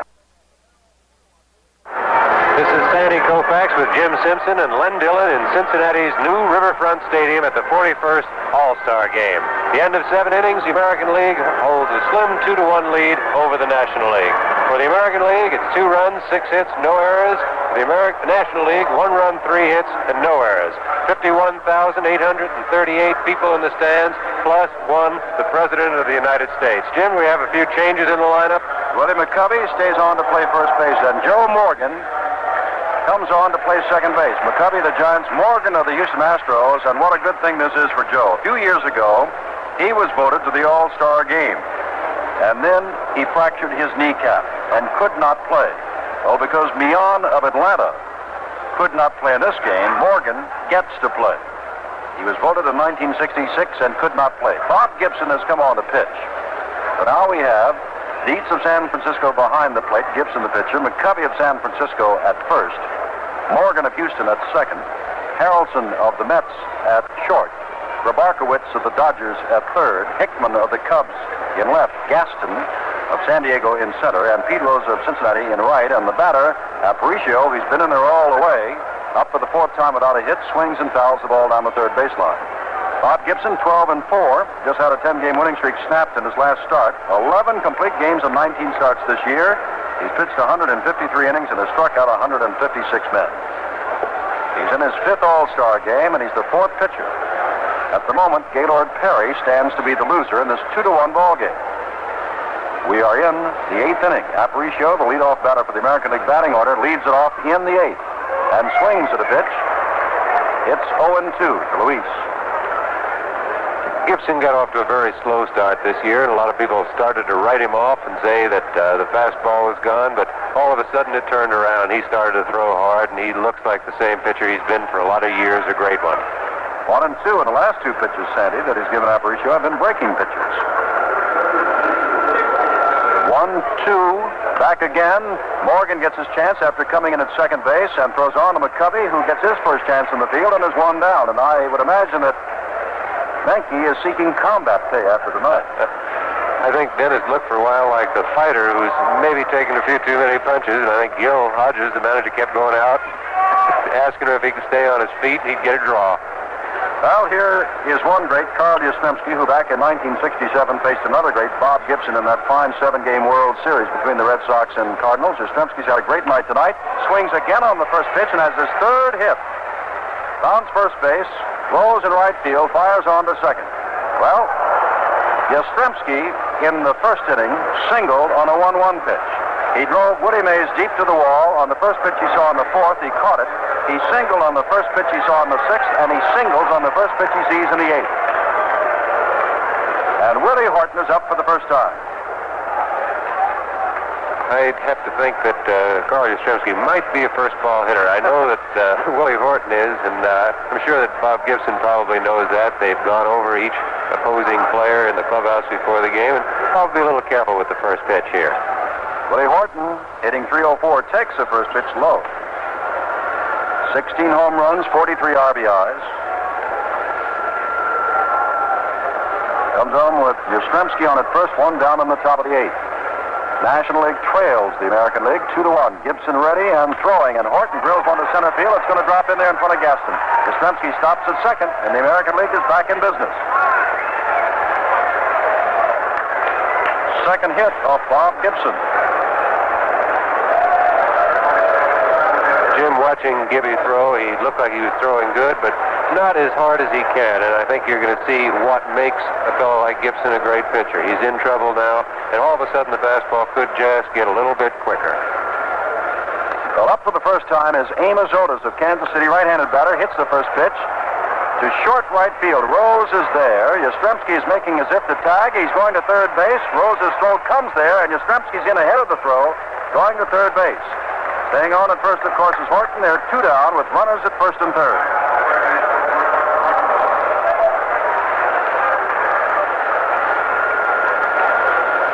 Otis, who was up last time, Sand and I saw, get into a triple play a couple of weeks ago on a ground ball. Now the batter is Brooks Robinson, who singled his first time up back in the 7th and later scored on Fosse's sacrifice fly to center. Gibson throws hard this time. Robinson drives Gaston back. Gaston on his horse. It'll be over his head, bounding against the wall. Yastrzemski scores. Horton is on his way around third base. He'll score. On the way to third is Brooks Robinson, and he's in with the triple. Robinson 2 for 2. It is 4-1, the American League. I think all of the players that hitting against Gibson have swung at the first pitch and hit the ball fairly well. You just wonder if possibly they haven't found out something, or maybe just Bob is just throwing the fastball. It's hard to tell from up here, but he's gotten hurt almost every time on the first pitch. Well, he's given up 3 runs on 3 hits, including the first extra base hit of the night. 3 hits and 2 runs, and the score is 4-1. Bob Gibson had that long winning streak of 10 just snapped in his last start, and the American League has jumped on him in a hurry tonight. Oliva swings on the first pitch and drills it high, but to short right field. Pete Rose simply walks it, now trots in and takes it for the 3rd out, but Gibson is touched up. 2-run score on 3 hits, no errors, and Robinson left at third base in the middle of the 8th inning. The American League 4, the National League 1. The end of 7 1/2. American League 4, National League 1. Rose, the switch hitter, batting left against Perry, swings on the first pitch and fouls it off. Robinson is going over near the dugout, but it's going to be in the first row of seats as Robinson falls over the rolled-up tarpaulin over there, but is all right. Markowitz of the Dodgers on deck, hoping to get up, and will get up for the first time in this ballgame. Time running out on the National League. Earl Weaver, manager of Baltimore in the American League All Stars, said he's going to break that 7-game streak, and at the moment he's got a 3-run lead with time running out in the last of the 8th. Perry's ready, throws outside and low to Rose, and it's 1-1. He was up once before and walked back in the 6th inning. Jim Perry of Minnesota throws outside and high this time. It's 2-1 to Rose. 4 runs on 9 hits, no errors for the American League. 1 run, 3 hits, no errors on the National League. And the run that scored on a double play. Therefore, nobody gets the RBI. 2-1 pitch. Breaking pitch at the knees of Rose. It's 2-2, and Pete simply walks away from bottom. Tim, I think again we see in this All-Star game the dominance that pitching has, especially when they know they only have to go 3 innings. With all these great hitters, we haven't had very many balls hit well. Even some of the base hits have been not hit well. Rose strikes out swinging. Perry gets his 2nd strikeout. Well, Cincinnati fans thus far have been disappointed. John Bench struck out 3 straight times. Tony Perez struck out twice and popped up. And Pete Rose has walked and struck out.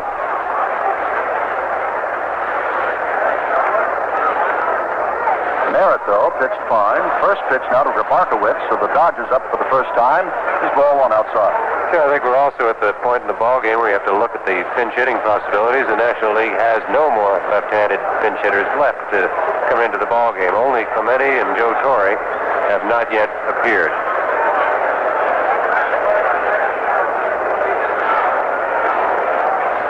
So Markowitz is hitting .340. Low and away. 2-1 now for Billy in his first All-Star game. 4th in the league in hitting.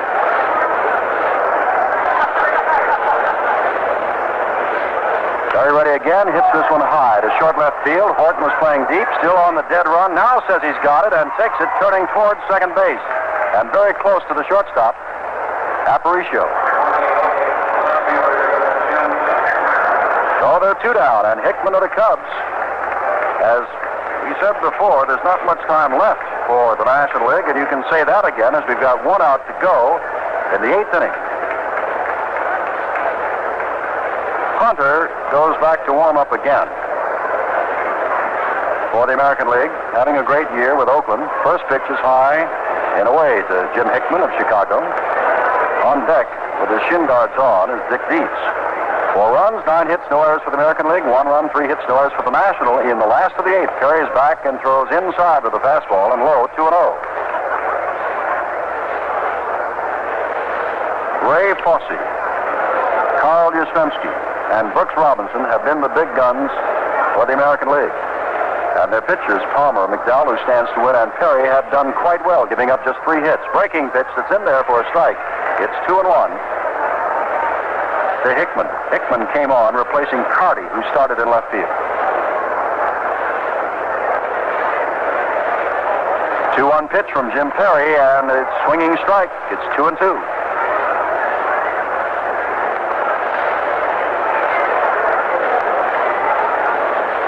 Crowd very quiet because this has been the American League's ball game so far. Drive is foul, up and off to the right, out of play. 2 balls, 2 strikes, 2 outs.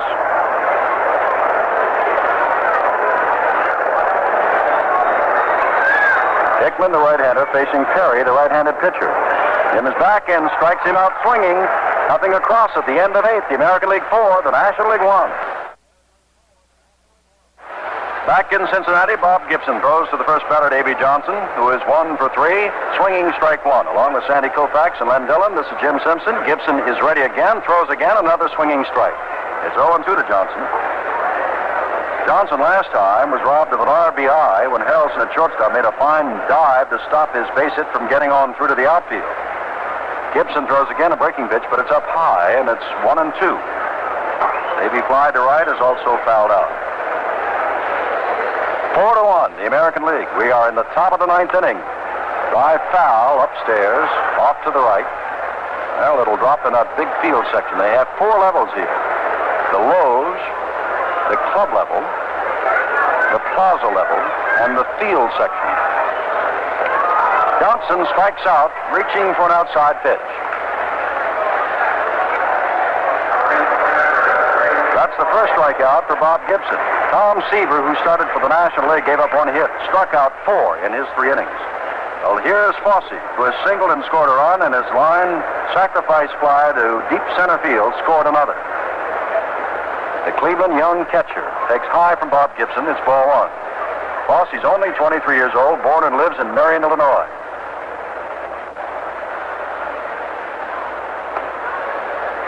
Jim Fregosi, who has not been in the ball game yet, hitting .298.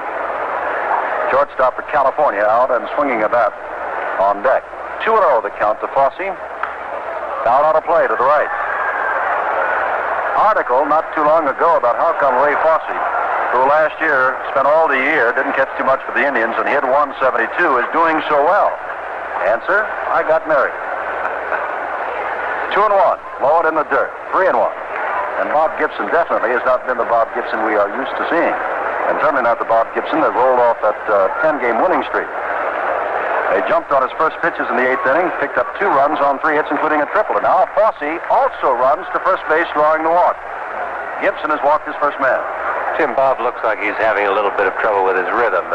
He's throwing fairly well. It's not the overpowering stuff that he usually has, but he's not making his pitches. He's missing with the fastball, he's missing with the breaking ball, and he just doesn't look really too comfortable out on the mound tonight.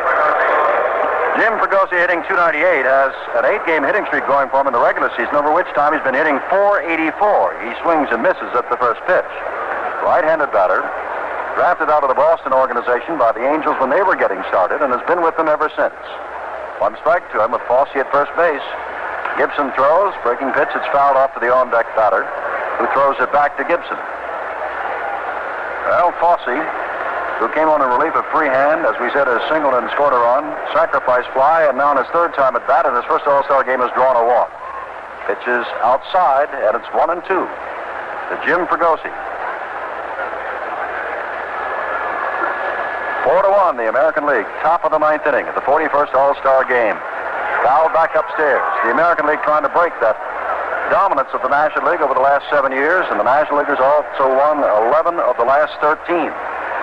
And lead in overall games 22-17 with 1 a tie. The 1-2 pitch from Bob Gibson, big curve, very high, and it's 2-2. Gibson, a native of Omaha, Nebraska. Fosse not taking too big a lead. Willie McCovey, the Giants, is holding him on at first base. Gibson ready, and Fregosi pokes 1 out into left field. Back goes Hickman. Back near the 375 mark, almost fell down, and now gets it as he goes into the wall. taking a look at Gaston. And Fosse has to run back to first.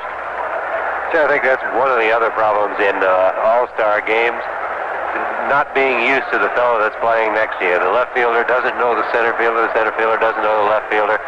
Jim Hickman went back on that ball, looked for Gaston in center field, and almost fell down trying to get his footing again. And that's one of your problems.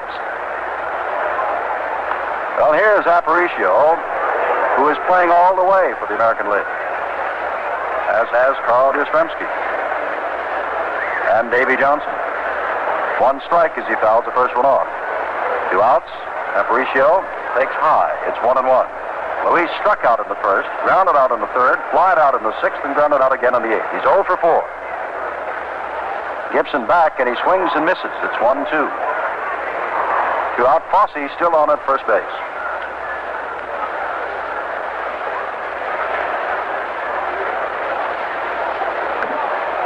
Gibson ready to throw, and Aparicio tried to bunt his way on, but instead bunts it foul for a called strike, or for a strike 3, so it's no runs, no hits, no errors, 1 left. The National League has one more chance. We go to the last of the ninth, the American League leading by the score of 4-1. The line score at the end of 8 1/2. The American League 4 runs on 9 hits and no errors. The National League 1 run, 3 hits, no errors. Jim? Well, in the last couple of years, Jim Catfish Hunter of Oakland has won 13 games, and in the third year he won 12. Already in 1970, he has won 13 ball games, and he's come in to save this one for Sam McDowell and the American League, and to break that 7-game winning streak of the National League. He'll face first Dick Dietz. Aparicio remains in, Davy Johnson remains in, Yastrzemski remains in, whereas Gil Hodges has taken out every one of his starters. Fritz Peterson of the Yankees is warming up just in case the right-hander, Hunter, gets in trouble. Dietz in his first All-Star game, up for the first time from the San Francisco Giants, the catcher, takes a strike from Hunter. Well, here's somebody across the bay from San Francisco. Hunter pitching to a man from across the bay, Dietz from San Francisco. Now Stottlemyre. We've got 2 Yankees in the bullpen. Outside and low, it's 1-1 to Dick Dietz. No Yankee has yet appeared, and we told you Roy White was also hit by a ball before the game in his arm and has not come back to play. It's 2-1 now as Hunter's next pitch is high. Harrelson is kneeling on deck. Hunter throws, ball is hit to center field. Back goes Amos Otis, back looking up at the wall, and Dick Dietz has a home run.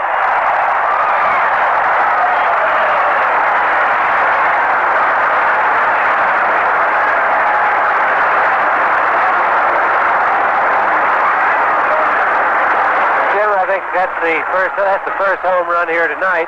It's interesting to me. I wanted to see just how the ball carried in this ballpark, and it seems like it does carry pretty well. Dietz is not a great slugger, not known for hitting the long ball, and he hit that ball all the way out in center field. And Harrelson follows up, swinging on the first pitch and lines a single to left field. It's 4-2, the American League and the National League 9th inning. And here comes the National League, and here comes Earl Weaver quickly to the mound. Jim, it's amazing just how quickly a ball game changes its complexion. It looked like there was no problem, 3-run lead. All of a sudden, you look up, and on 2 pitches, the tying run is at the plate in the ball game. And it may be just a little bit of trouble here for the American League. Gaston is on deck. He drew a walk. Weaver is talking along with Fosse, his catcher. 4 runs, 9 hits, no errors for the American League. The National League is not going quietly, however. 2 runs, 5 hits, and no errors. 2 of those hits and 1 of those runs in this, the last of the 9th inning. I think getting the tying run to the plate has brought a little bit of action in the National League bullpen. Claude Osteen, the pitcher from the Los Angeles Dodgers, has gotten up to throw. Gaston of San Diego takes a strike at the knees. That ball cleared just where it says 404 in straightaway center field. Dietz has 18 home runs on the year, and in his first All-Star bat, he gets a home run. Gaston goes around trying to check his swing. It's strike 2.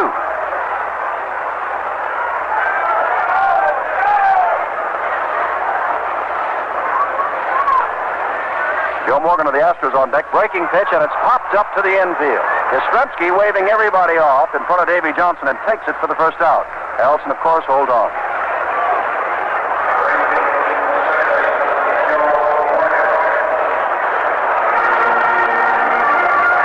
talk about fellows who have had good nights here. So far, it's been in a losing cause, but Bud Harrelson of the Mets has only been up twice, has gotten 2 hits, and done a fine job in the field. So there have been a lot of players here tonight who have looked good and proved they're all-stars.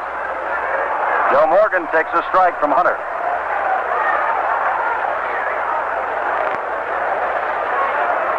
Morgan has 2 home runs this year, but has surprising power on occasion for a little man, can get the ball around very well.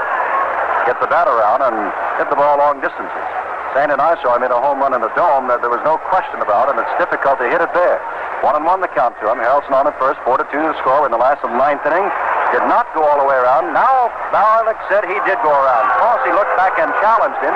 As Morgan looked like he went around, nothing was said. Fosse looked back and said, what? And Barlick said it is a strike. Knowing Al Barlick and how good an umpire he is, I'm sure that the late call on that came because he was checking with the third base umpire. The third base umpire will give the home plate umpire a sign on check swings to let him know if the batter went around. 2-2 to Morgan with 1 out. 4-2 the score. Last of the 9th inning. The American League leads. Hunter throws. Again a check swing by Morgan. And it's 3-2. Morgan trying to get on base, and kneeling on deck is Willie McCovey. The one thing Morgan does not want, of course, is a double play to end the ball game. Give McCovey the shot at it. Breaking pitch, lines it to right field. Over quickly is Oliva. Picks it up. Stopping at second is Harrelson. Men on first and second, and Willie McCovey the batter. And Earl Weaver quickly out of the dugout, and probably will go to Peterson, the left-hander. The pitch to the left-handed McCovey. Jim, on the National League bench, you only have 2 players right now, except for the pitchers who have not been in the ball game, and they are both right-hand hitters, both good right-hand hitters. Joe Torre of the Cardinals and Roberto Clemente of the Pirates. Clemente has had a problem with his neck. Whether it is so bad that he can't hit or can't play, we don't know. But there is the possibility if Gil Hodges wanted to make the change, he's got 2 fellows sitting there who can hit the ball out of any ballpark anywhere. Well, Hunter is gone. 1/3 of an inning, responsible thus far for 1 run, 3 hits, retired just 1 man. And of course, this game could be tied with both runs charged to Hunter, who cannot lose it. Also seemed like something had to happen. It's just too good a lineup, both clubs, the National League and the American League club. And it was a great tribute to the American League pitching that they held it so long, but to hold that National League lineup to only 3 hits through 9 innings, that's a great chore for a pitching staff to come up with. And it would be exactly the same kind of chore for the National League staff to hold the American League club to only 3 hits. So it took a while, but I think the talent on both these lineups is starting to show up. For the National League, it's showing up very late, possibly too late for them. We can only wait and see right now. As McCovey comes out, Roberto Clemente comes to the on-deck circle. So the National League has 2 great shots at it. McCovey, remember, however, is working with that full hamstring muscle. And with the possibility of a double play, he will not be able to give it his all going on the first base line. Peterson has 110, lost 5. His earned run average 3.77 for the Yankees. And now is ready to pitch to Willie McCovey. Jim, it's doubtful that you'd bunt with a hitter like McCovey, but the percentages, the rules of baseball so-called say that you play for a tie at home and play to win on the road. This is the home park for the National League, so there is still the possibility with Clemente on deck that McCovey might be bunting, but I wouldn't look for it. McCovey takes a giant swing. Strike 1. Harrelson down at second base, Joe Morgan on at first base, and quickly Ray Fosse of the Indians out to talk with Fritz Peterson. 1 out, last of the 9th, 4 runs, 9 hits, no errors for the American League. The National League with its perhaps last chance, 2 runs, 6 hits, no errors. Clyde Wright, left-hander of the Angels, now up and throwing. Joining Stottlemyre, the Yankees in the American League bullpen. Osteen still down in the National League bullpen. 1 strike to McCovey. Peterson ready. Throws from the stretch, fouled off to the left and out of play by McCovey. And quickly, Peterson has him down 0-2. Clemente, who had a sore neck and did not come in until after the workout yesterday, kneeling on deck. Some question whether or not he would play. He thought he wouldn't, but he's here. Could be in a position to be the hero of the game that at one moment it looked like he wasn't going to play it. Peterson backs, ground ball, base hit, past Johnson. Helton comes on to score. It's 4-3, and the tying run, Morgan at third base, and Clemente the batter.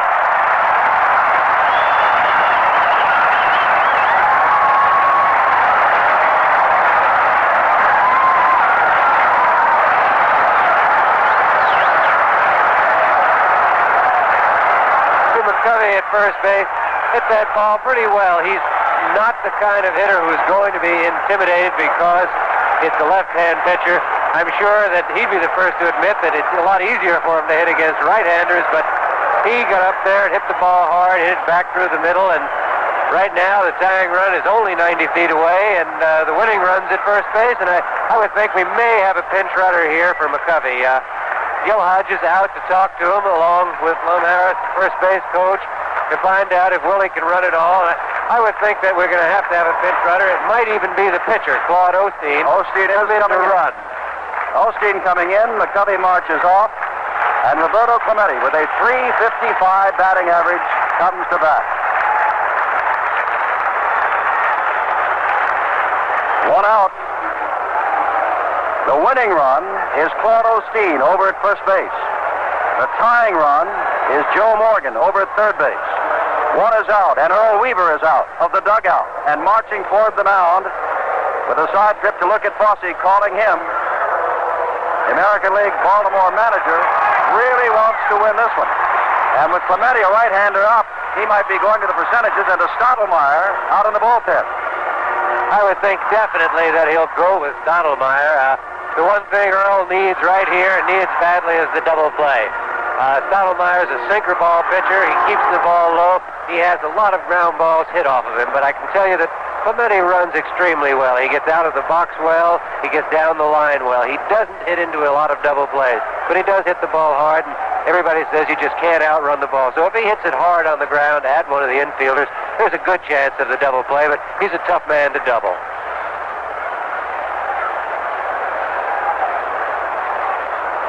Well, Stottlemyre comes in. He is the 6th American League pitcher, and he is the 3rd in this, the 9th inning.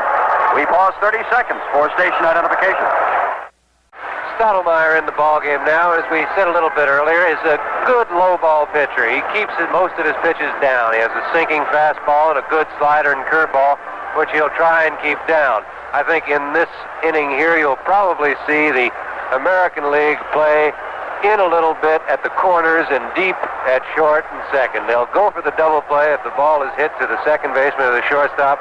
I would think they'll go to the plate if it's hit to the first baseman or the third baseman. It's the 9th inning. You're on the road. You don't want to allow the other team to tie the ball game, because once you go into extra innings, well, the home team has got a great advantage. Morgan, of course, has fine speed at third base. Clemente, he'd only hit a ball to the outfield, perhaps, to score the tying run and send this, the 41st Major League All Star Game, into extra innings. Clemente hitting at .355. Stottlemyre with an 8-8 record in the throw, and throws. The ball is bouncing around in front of Fosse, gets behind him, but he finally digs it out. Ball 1.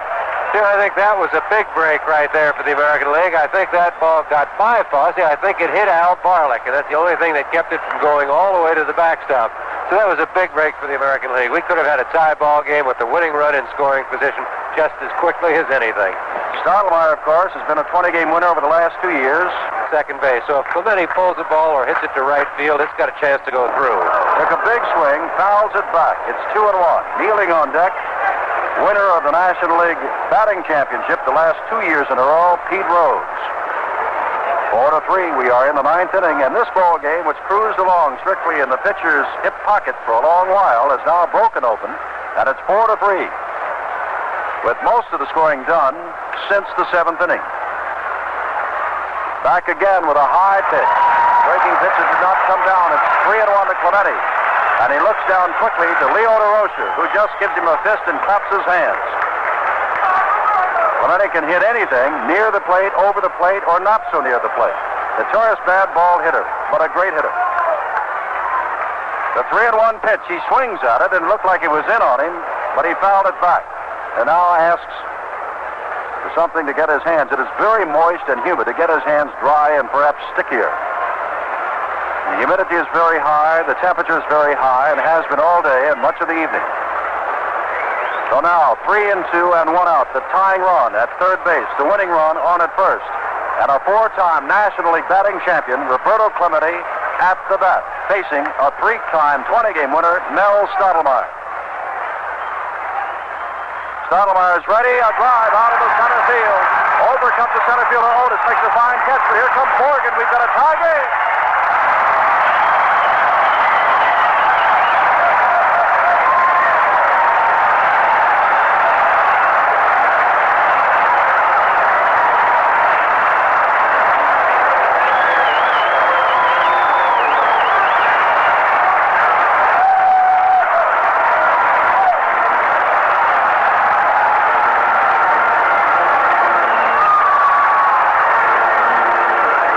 Listening to that crowd, there's no doubt that this is not a nonpartisan crowd. Cincinnati, a great baseball town, the oldest franchise in baseball, really rooting for the National Leaguers here tonight.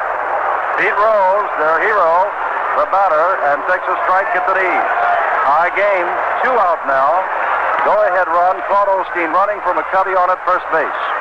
That ball by Clemente was well hit on the 3-2 pitch.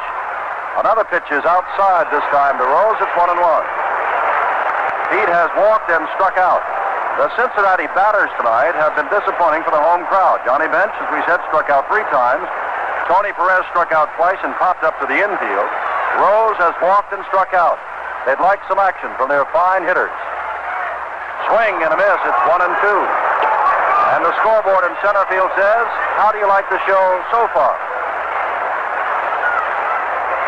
4-4. They've tied it up with a man out in the last of the 9th inning. Roberto Clemente driving in Morgan from third base. Another swing, and Rose strikes out again, but the National League with 3 runs in the 9th inning ties it. On 4 hits, no errors and 1 left at the end of 9. American League 4, National League 4. Again from Cincinnati's Riverfront Stadium, Jim Simpson with Sandy Koufax and Len Dillon. Claude Osteen, who came on to run for McCovey while warming up, stays in to do the pitching. Jim Hickman has come in from left field to play first base. Pete Rose has gone from right to left, and Roberto Clemente, who tied the ball game up, has gone into right field. Jim, right now you'd have to say that the National League does have a little bit of an edge. As soon as you go into extra innings and you're tied, it's just a great advantage to the home team. It becomes sudden death for them. If the American League should score here, well, the National League still has another chance. But anytime the National League can score, if they can hold the American League down, it's a sudden death victory. And it's a nice feeling when you're at home and you're in extra innings. Well, Earl Weaver made all of the moves, Sandy, trying to pull the victory out for the American League the first time after 7 straight years, but he doesn't have it yet. It's 4-4. Here's Yastrzemski, who the last 3 times up has hit the first pitch, one deep to center field, the other 2 for singles. Claude Osteen to do the pitching, and this time he can't hit the first pitch. It's in the dirt and through the legs of the catcher, Dick Dietz. Yastrzemski will be followed by Willie Horton. We are in the top of the 10th inning, 4-4 the score. No score until the American League got 1 in the 6th. The National League got 3 in the last of the 9th. Yastrzemski grounds one. Hickman backs on it. Osteen comes over quickly to cover first. Almost missed the bag and had to swoop in on it, but does for the first out. Looked like Claude might have got just a little disorientated with that baseline. I would think that it might be a little difficult to get yourself lined up. Most of the time, the pitcher likes to cut over to the baseline and then try and run parallel to it. And here with all that green, it looked like he had a little trouble finding it. At bat now, Willie Horton, who singled the last time up and scored one of the 2 runs in the 8th inning off Bob Gibson. Well, this game now belongs to Claude Osteen and Mel Stottlemyre. By an outside pitch to Horton, it's ball 1. Horton, of course, has great power. Willie made the news by the other day, well, I guess it's been a week or more now, that he gave a big cookout for the ground crew at the stadium. Here's a drive to deep right field. Clemente going back, looking up. Off the wall, plays it there. Horton goes toward second base, and that's one of the longest singles you'll see. Clemente with that rifle arm fires it in, playing it off the fence. And Horton has a long single about 385 feet away. I think in addition to his great arm, Roberto Clemente could possibly be a billiard master if he put his mind to it. I've never seen him play a ball off the wall and be in bad position. He catches balls off irregular walls. He's always in the right place, and he has made some of the longest singles look pretty futile when base runners try and go for two. Amos Otis, who swung at the first pitch he saw in his first appearance in the 8th and flied to right, is the batter. Horton at first base. Otis takes inside from Claude Osteen. That was a ball, remember, hit to right field, and Horton is a right-handed batter, showing you he has power in all directions. 1-0 now to Amos Otis of Kansas City, playing center field. Made a fine running catch an inning or so ago.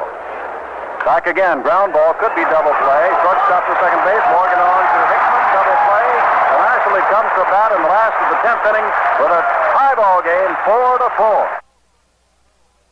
Al Stottlemyre will face Bill Grabarkowitz of the Dodgers in the last of the 10th inning. He fly to short left, last time up, his only other time up, and a good breaking pitch from Stottlemyre, strike one. On deck is Hickman. National League got 3 in the last of the 9th at tied. Stottlemyre has him swinging this time, fouling it at the plate, and it's 2 strikes to Grabarkowitz.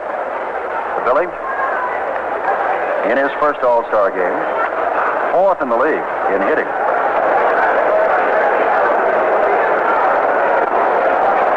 Grabarkowitz is hitting .340. Hits this one high to short left field. Horton was playing deep, still on the dead run. Now says he's got it and takes it, turning towards second base. And very close to the shortstop, Aparicio. Here's Hickman, who's popped out and struck out. Dangerous hitter. The Chicago Cubs outfielder, infielder, plays both the outfield as well as first base, and tonight he's been forced to playing first base here, as Dick Allen and Willie McCovey, 2 first basemen, are out of the lineup. They've been in the ball game and now out. 1-0 pitch is right down the middle. 1-1 to Jim Hickman of Chicago. 4 runs, 10 hits, no errors for the American League. 4 runs, 7 hits, no errors for the National League. Last of the 10th in Cincinnati. The National Leaguers got 3 in the last of the 9th to stave off a defeat. Swinging strike to Hickman. It's 1-2. Stottlemyre came on. Gave up a single to McCovey and a hard liner. That was caught by Clemente. And Hickman strikes out.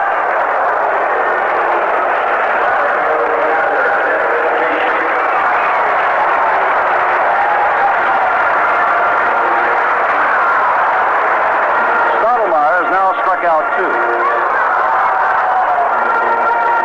And here is Dietz.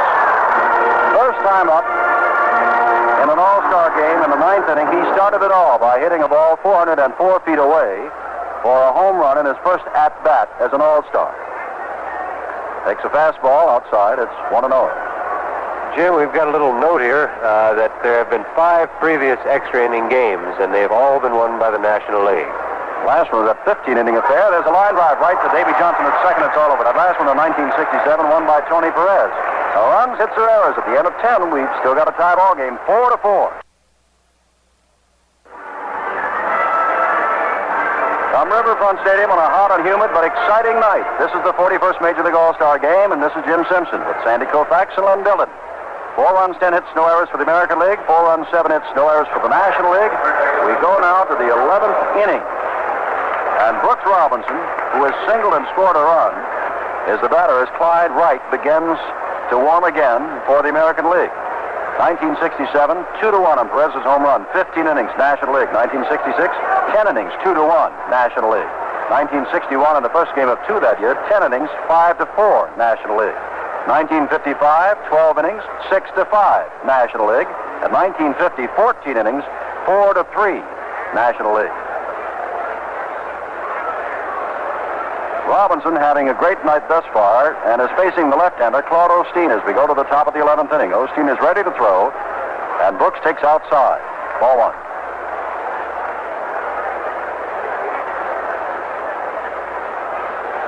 Robinson, right-handed batter, waits for Osteen. The Dodgers' next throw, again outside. It's 2-0. Well, there are not many people, when you start to maneuver now, Sandy, that either manager has left with which to maneuver. No, I think other than pitchers, the only player Gil Hodges has left is Joe Torre, the catcher from the Cardinals. Rounder on 3 hops to the shortstop, who throws out Robinson. Harrelson over to Hickman. 1 out in the 11th. And manager Weaver has only catcher Moses Roy White, if he's able to play, as you said, he was hit before the game. We don't know if he's in uniform still. And Sandy Alomar. Tony Oliva, who has walked and flied to right. Oliva, of course, has power and can go to all fields. Gaston, realizing he is a left-handed batter, pulls him around to pull to right. But Oliva, as American Leaguers know, can go anyway. I think only the center fielder has moved in any one direction. Both the right and left fielder are playing him sort of straight away. He can hit the ball all over, but the center fielder has to commit himself one way or the other, even so he can just see the ball. The pitcher isn't in the way. First pitch from Osteen is high, and it's 1-0 to Tony Oliva, the Minnesota Twins. Osteen ready, and Oliva fouls it off. It's 1-1. Well, I know, for example, in Europe, where they're listening on AFRTS, it's not only late here in the United States, where it's after 11 o'clock in the Eastern time zone, but it's tomorrow morning. Many of our American forces and folks overseas are probably getting up and having breakfast and listening to this game. Fouled back again by Oliva. It's 1-2. One out, 11th inning, 4-4. Claude Osteen is the fifth pitcher. Seaver started. Had a fine 3 innings. Merritt worked well for his 2. Then Perry gave up a couple of runs. Gibson 2 more. Osteen now working. Osteen ready to throw. 1-2, and there's a drive down the line. In right field, it is fair. Oliva is on his way around first base. The rifle arm of Clemente in the throw into second base, and I want to tell you, Oliva just does get there with a double. Clemente from the deepest corner by the line. Got a ball on one hop to Morgan, the second baseman, at second. But the go-ahead run is at second base. And here's Davy Johnson looking for his second hit of the night. He's got an infield hit, 1 for 4. Clemente made a good play on that ball. There's not much you could do with it. There's no way to keep it from being a double. Oliva runs too well. Clemente got the ball in as quickly as he could with a strong throw. But it was an easy double for Tony. Davy Johnson, right-handed batter, trying to get Oliva around. Ground ball. Oliva has to hold up. Charging in from third base is Grabarkowitz, throwing on to Hickman at first, and Johnson is out, and Oliva has to hold on. Well, if there's ever a hero, here's the one for the American League thus far tonight, one of them at least. In his first All-Star game, he singled and scored a run in the 6th. His line drive sacrifice fly drove in a run in the 7th, and he walked in the 9th. Ray Fosse, and with that in mind, first base open. Gil Hodges comes running out to talk to Claude Osteen. Well, with the open base, Jim, and Roy White, as I see now, is on deck. I'm glad to see that the injury was not bad enough to keep him out of the ballgame. I think Gil came out to ask Claude whether he'd rather pitch to Fosse or pitch to White, or whether he knows how to pitch to Fosse, just to make sure. Fosse, as we said, and his uniform has been dripping for some time, steps in completely drenched, just as though somebody turned a hose on him, catching behind the plate in this high temperature, high humidity night in Cincinnati, Ohio. Osteen is now ready. Strike on the outside corner. Fosse looks at it.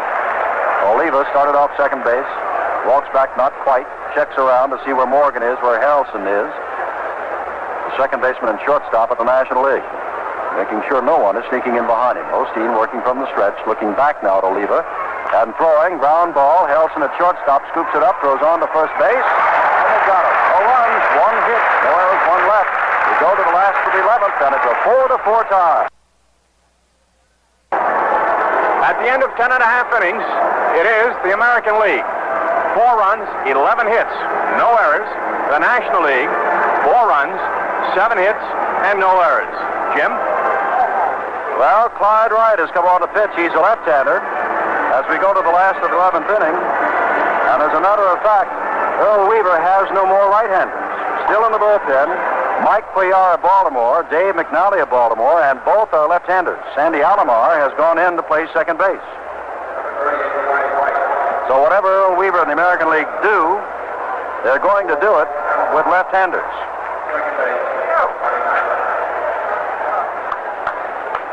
Clyde Wright, 27 years old, born in Johnson City, Tennessee. He was 1-8 last year, believe it or not. This year, he's 12-6. And he's going to face a fellow that's having a good night, switch hitter Ken Harrelson, who has 2 hits and has scored 2 runs. Horner, a left-hander of the Phillies now, warms up for the National League. Harrelson with a .266 average.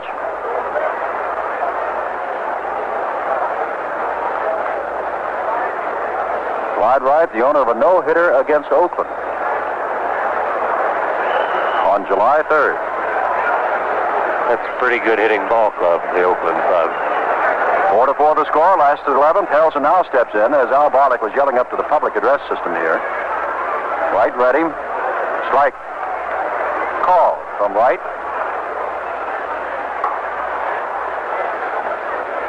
Well, this has been quite a ball game. The National League came up with 3 in the last of the 9th, and here we are, 4-4. There's a drive down the line, but it's pulled foul. And Harrelson doesn't hit him much better than that. He really got around on that ball. Now I began to realize what the Cincinnati papers quoted the White House as saying about President Nixon. He's going to stay until the last out. Well, this ball game is now 3 hours old. It's still going, and Mr. Nixon is still here.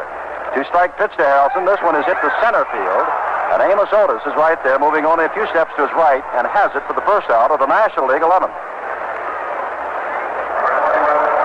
And Gaston, Clarence Gaston of San Diego, has walked and popped to the first baseman as the batter. Coming out on deck is Joe Morgan. Sandy and I pointed out there's not much maneuvering to be done here. Sandy Alomar is now in the ball game. Moses has not yet played. And the pitchers who are left in the American League are all left-handers. Ball 1. Roy White, of course, the switch hitter, was out, ready to swing last time, but never got up. 1-0. Wright, left-hander, moving to the right-hander, Gaston, who does have power. Ground ball very fast. Alomar goes to his knees, takes it, and throws on to Yastrzemski at first base. 2 down. Jim, it's interesting to see the way some of the infielders have played on the right side of the infield. Your second baseman, your first baseman, the ball gets to them so quickly they have time to get down on one knee to field the ball before throwing it to first. 2 outs now, and Joe Morgan, a left-hander, steps in against the left-hander Clyde Wright. 4-4 the score. Last of the 11th inning of the 41st Major League All Star Game. The pitch is low to Morgan, ball 1. 4 runs, 11 hits, no errors for the American League. 4 runs, 7 hits, no errors for the National League.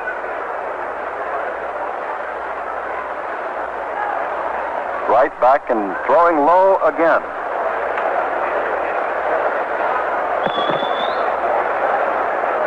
Horner, Wilhelm, and Simpson, who last pitched on Sunday, remain available to manager Gil Hodges. 2-0 pitch, again low from Wright. And suddenly he has lost the touch and has thrown 3 low pitches, and it's 3-0 to Joe Morgan.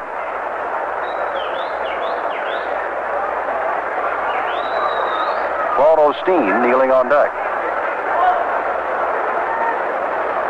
3-0 pitch, right down the middle. 3-1. Osteen wears the blue and the white of the Dodgers, is wearing a red batting helmet, and for the moment threw me off. 3-1, right, ready to go again. Swing and a miss on the 3-1 pitch. Ball popped out of the glove of Fosse, and it's now 3-2.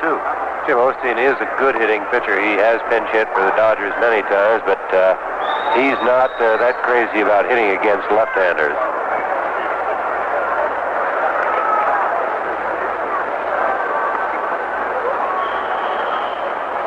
White with a long wait, now ready on 3-2. Ground ball, it's fouled. Skips past Luman Harris, the coach at first base, picked up by the bullpen catcher in the National League bullpen. So it is still 3-2 with 2 out in the last 11th inning. The crowd for the moment very quiet at Riverfront Stadium. Beautiful stadium, opened up here at the end of June. 3-2 pitch. He didn't mean to do it, but check swing. Ball goes to the shortstop, who throws on to first, and they've got him. Runs, hits, or errors. We're at the end of the 11th inning now. The American League 4, the National League 4. Jim Simpson with Sandy Koufax and Len Dillon. The All Star Game. Cincinnati, Ohio, top of the 12th inning, and up for the first time is Sandy Alomar. In his first All-Star game, he's a switch hitter, 26 years old, born and still lives in Salinas, Puerto Rico. Good base runner, and having a fine year. Alomar hitting at 260, and at one time had a hitting streak. Check swing, but the ball is a strike. It's 0-1 to Alomar. He had a 22-game hitting streak, broken just about 2 weeks ago at Kansas City. 4-4 the score. Osteen throws outside, and it's 1-1 now to Alomar. Now no runs at all scored until the 6th inning. And the National League went into the last of the 9th inning trailing 4-1. Dietz led it off with a home run. Clemente sacrifice fly tied it up later. Ball hit to right field. Clemente is there, backs a little bit now, taps his glove, and takes it for the first out of the 12th. Line drive off the bat of Alomar, but to the opposite field. And here is the oldest man who is a starter for either team, Luis Aparicio, and he's been there all the way. He and Yastrzemski are the only ones left who started this game, and now in the 12th inning find himself still here. Aparicio fouls one back near a camera position, down along the third baseline. 0-1. Osteen used to pitch for Cincinnati at one time. Foul at the plate now. Jumps out in front of the plate on the artificial turf, picked up by Dietz. Well, in case you just joined us, we are in the Riverfront Stadium. The score is 4-4, and if you didn't hear our description of the Riverfront Stadium before, it is almost completely artificially turfed, with just 20 by 20 sections around first, second, and third. There is no skin of the infield. What used to be the dirt part of the infield is completely artificially turfed. First time that's been done in baseball. 0-2 now to Aparicio. One out on the 12th. Outside pitch from Osteen. It's 1-2.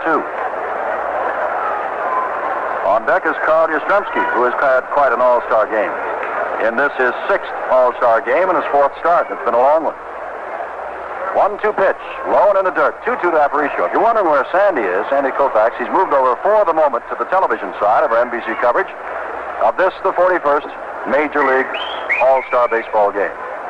2-2 now to the right-handed Luis Aparicio, 36 years old. Swings and rips one toward the American League dugout, bounces off the fence, and will be secured down the left field line by Russ Getz, an umpire of the American League.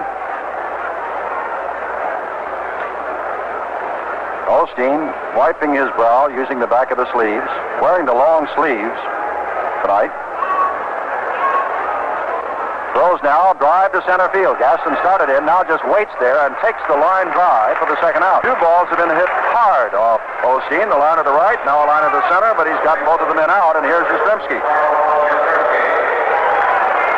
Yastrzemski single in the first, hit the first pitch, and back Willie Mays to the center field wall before he caught it in the 4th.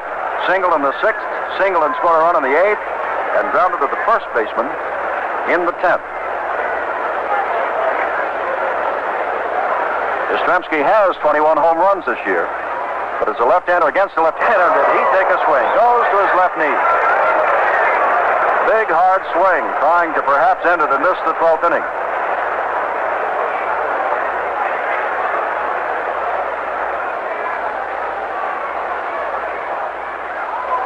Ball pops out of the mat, but the glove of Dick Dietz, but Barlick says that it did tick the bat of Carl Yastrzemski, so that's strike 2. Yastrzemski did not offer it the ball, but had his bat out over the plate, holding it high, and it did hit it. Hickman, as all good infielders do in the late innings, is guarding that line down along first base. Doesn't want the extra base hit. Yastrzemski fouls it off to the left, and out of play up behind home plate. So it's still 0-2, and now again that flag in right center field begins to blow. For a long time, the winds were still here in Cincinnati. 2 strikes to Yastrzemski, 2 out in the 12th inning for the American League. Blown away, it's 1-2. Well, the National League used Seaver, then Merritt, then Perry, then Gibson, then Osteen. The American League, Palmer, McDowell, Perry, Hunter, Peterson, Stottlemyre, and Clyde Wright is working. Yastrzemski hits a drive to center field. In comes Gaston. Has it? No, he doesn't. It got prime. Yastrzemski digging for second. Gaston's throw is low and bounds away from Harrelson. Gaston thought he had it, was slow in retrieving it, and then slow in doing something with it. Yastrzemski never hesitated and steamed to second, catching Gaston by surprise, and his ball was thrown into the artificial turf. And the go-ahead run is at second base, and Carl Yastrzemski has his 4th base hit of the evening, and Horton, who is 2 for 2, is the batter. And Dick Dietz is pointing at first base saying, "Put him on."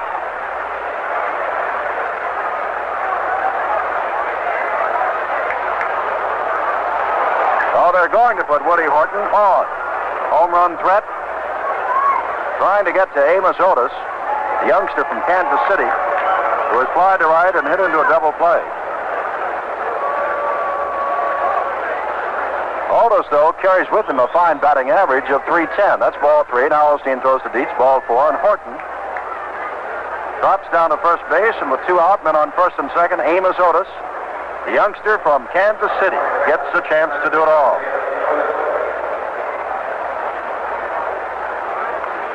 Third walk given up by National League pitching. This one, of course, intentional. Otis came over to Kansas City in the trade that brought Joe Foy to Kansas City. Right-handed batter. 23 years old. Drive to right field. Clemente started in, now goes back, puts his glove up, and one-hands it for the final out. Osteen in a lot of trouble, and got out of a lot of trouble. No runs, 1 hit, no errors, 2 left. In the middle of the 12th, it's 4-4. Jim Simpson with Sandy Koufax and Len Dillon back in Cincinnati, last of the 12th, and Joe Torre is the batter, and this is the last man that Gil Hodges has to use aside from pitchers. Clyde Wright, the pitcher, and throws. It's outside. Torre hitting at .307, 10 home runs, 47 RBIs. And, of course, he plays now with the St. Louis Cardinals. Has been a catcher, first baseman, and a little bit at third base. The 1-0 count from Wright misses. Yastrzemski's 4th hit ties an All-Star Game record. Joe Medwick had 4 hits in 1937. Ted Williams in 1946. Add the name Carl Yastrzemski in 1970. 2-0. Pitches inside, and as Wright, when he ran into trouble back in the 11th inning and began to miss with Joe Morgan, his pitches were all low. It's 3-0 now, and he hasn't come up to the waist yet of Torre. He's been down by the knees or lower. Comes down with the automatic strike, this time chest high. It's 3-1. Torre looks down to DeRocha to see what it is he's supposed to do. 4-4. We're in the last of the 12th. And as Sandy pointed out, and as you know, I'm sure, being the last of the 12th, the last of any inning, the National League has the advantage. 1 run, and they've got it. Drive, Robinson is handcuffed by it, but the good third baseman throws. What a play! Yastrzemski went high in the air. He was off the bag and leaped in midair and tied Torre as he went by. John Rice called Torre out. Joe had something to say, but goes back.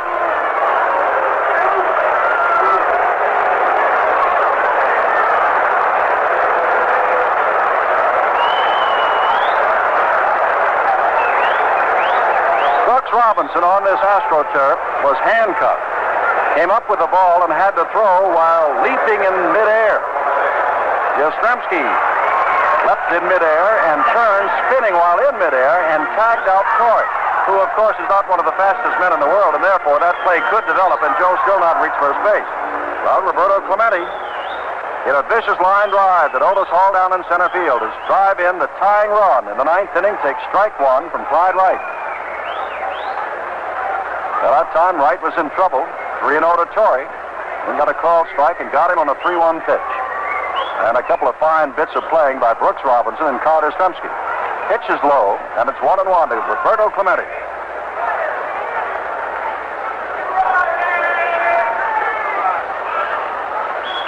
Clemente, a .355 hitter in the regular season. Hits it off the fists, and it's picked up by Sandy Alomar, who throws on to Yastrzemski, and a 2-out in the National League 12.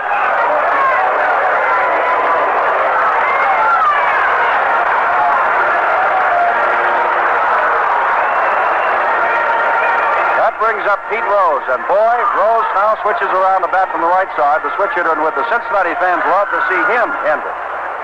The Cincinnati hitters have not been hitting tonight, and Rose has walked and struck out twice. Perez struck out twice. Bench struck out 3 times. Right throws, low and in the dirt, dug out by Fossey.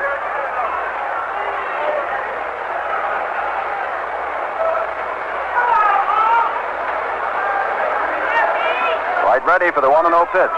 2 out, last of the 12th, 4-4 in this All-Star baseball game. Very high, and it's 1-1. Make that 2-0, beg your pardon.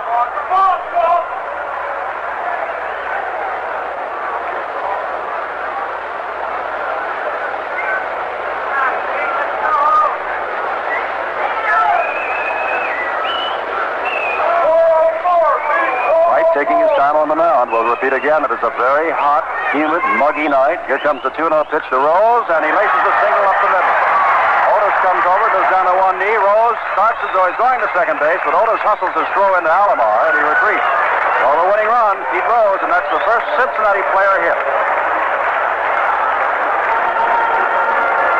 And now the batter, Billy Grabarkowitz of the Los Angeles Dodgers. 341 is average, but tonight he's flied to very short left and grounded to short. 4-4 the score, 2 out, last of the 12th. Right throw, swing by Grabarkowitz, strike. 4 runs, 12 hits, no errors for the American League. 4 runs, 8 hits, no errors for the National League. And Al Boddick, a veteran of 30 years in the majors, is having a long night tonight behind home plate as the umpire. Another swinging strike by Grabarkowitz, and on each occasion he's been completely fooled by the Clyde Wright pitches. These men play just up and down the road from one another. Grabarkowitz up at Dodger Stadium in Los Angeles, right down at the Big A in Anaheim, California. 2 strikes now. Rose leading off at first base. Still on the infield portion, meaning the dirt. Pitch is inside and low, and it's 1-2. Ball game creeping up on being 3.5 hours long.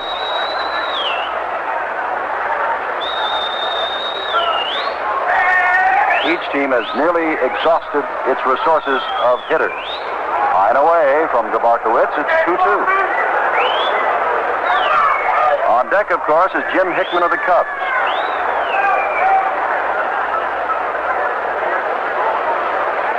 Joe Horner, Wayne Simpson, and Hoyt Wilhelm, pitchers all, are the only ones that Gil Hodges has left. Right throws, ground ball. Aparicio can't get to it. Goes into left field. Pete Rose, the winning run, stops at second base. And Hickman, a hero for the Chicago Cubs late last year and all of this year, comes up to the plate. Right-handed batter facing the left-handed Clyde Wright, but as we pointed out, Earl Weaver of Baltimore in the American League has only left-handers left. Both Baltimoreans, Mike Cuellar and Dave McNally.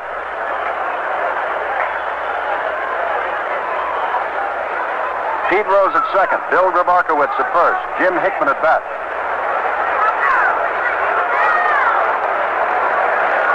Hickman, a .335 hitter this year.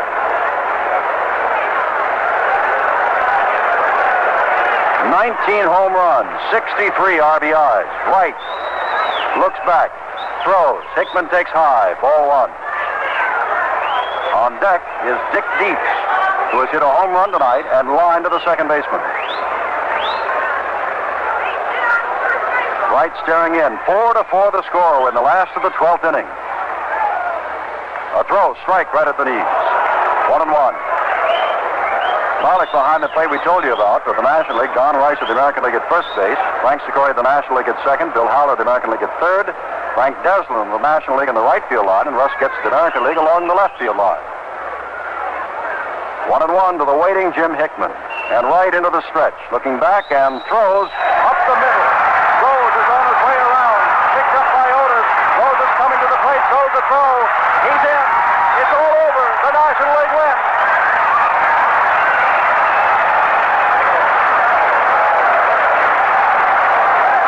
Pete Rose barreled into Ray Fosse, who is slow in getting up. Trying to block the plate. The ball wasn't there yet, and Rose just rolled a shoulder into him, and Fosse is being led away. But the National League has now won its 8th in a row. A line drive single of the Chicago Cubs, Jim Hickman, scores Cincinnati's Pete Rose. The final score, the National League 5, the American League 4, and we'll be back in just a moment with a recap of the game's highlights right after this message. Talk about this for a long time. That makes 23 wins for the National League, 17 for the American League, and 1 tie. 4-1 the score going into the last of the 9th inning. The National League tied it up. Then in the 12th inning, Rose singled with 2 out, followed by Grabarkowitz's single that just narrowly went under the glove of Luis Aparicio, the 36-year-old shortstop, going to his right. Rose stopped at second, and Jim Hickman, the man that we have said has been a star over the latter part of last year and the early part of this year for the Chicago Cubs, and was picked over Billy Williams. by Gil Hodges, and that raised a lot of eyebrows. But Gil Hodges is vindicated, as it is Hickman, who drives in the winning run, and it's 5 runs on 10 hits, no errors for the National League, 4 runs, 12 hits, and no errors for the American League. Their 8th win in a row for the National League, and the 8th time in a row they have not committed an error. We'll be back with more highlights of tonight's All-Star Game in just a moment. This morning you got up and shaved the whiskers off your face. You thought your razor shaved you clean and didn't leave a trace. But now you touch your face and find those tiny whiskers left behind. You got the nubs. Start shaving with the great Techmatic razor by Gillette. It gets the nubs. Those tiny whiskers your razor may not get. You hardly ever get a nick or cut. Techmatic's gentle, but it gets the nubs.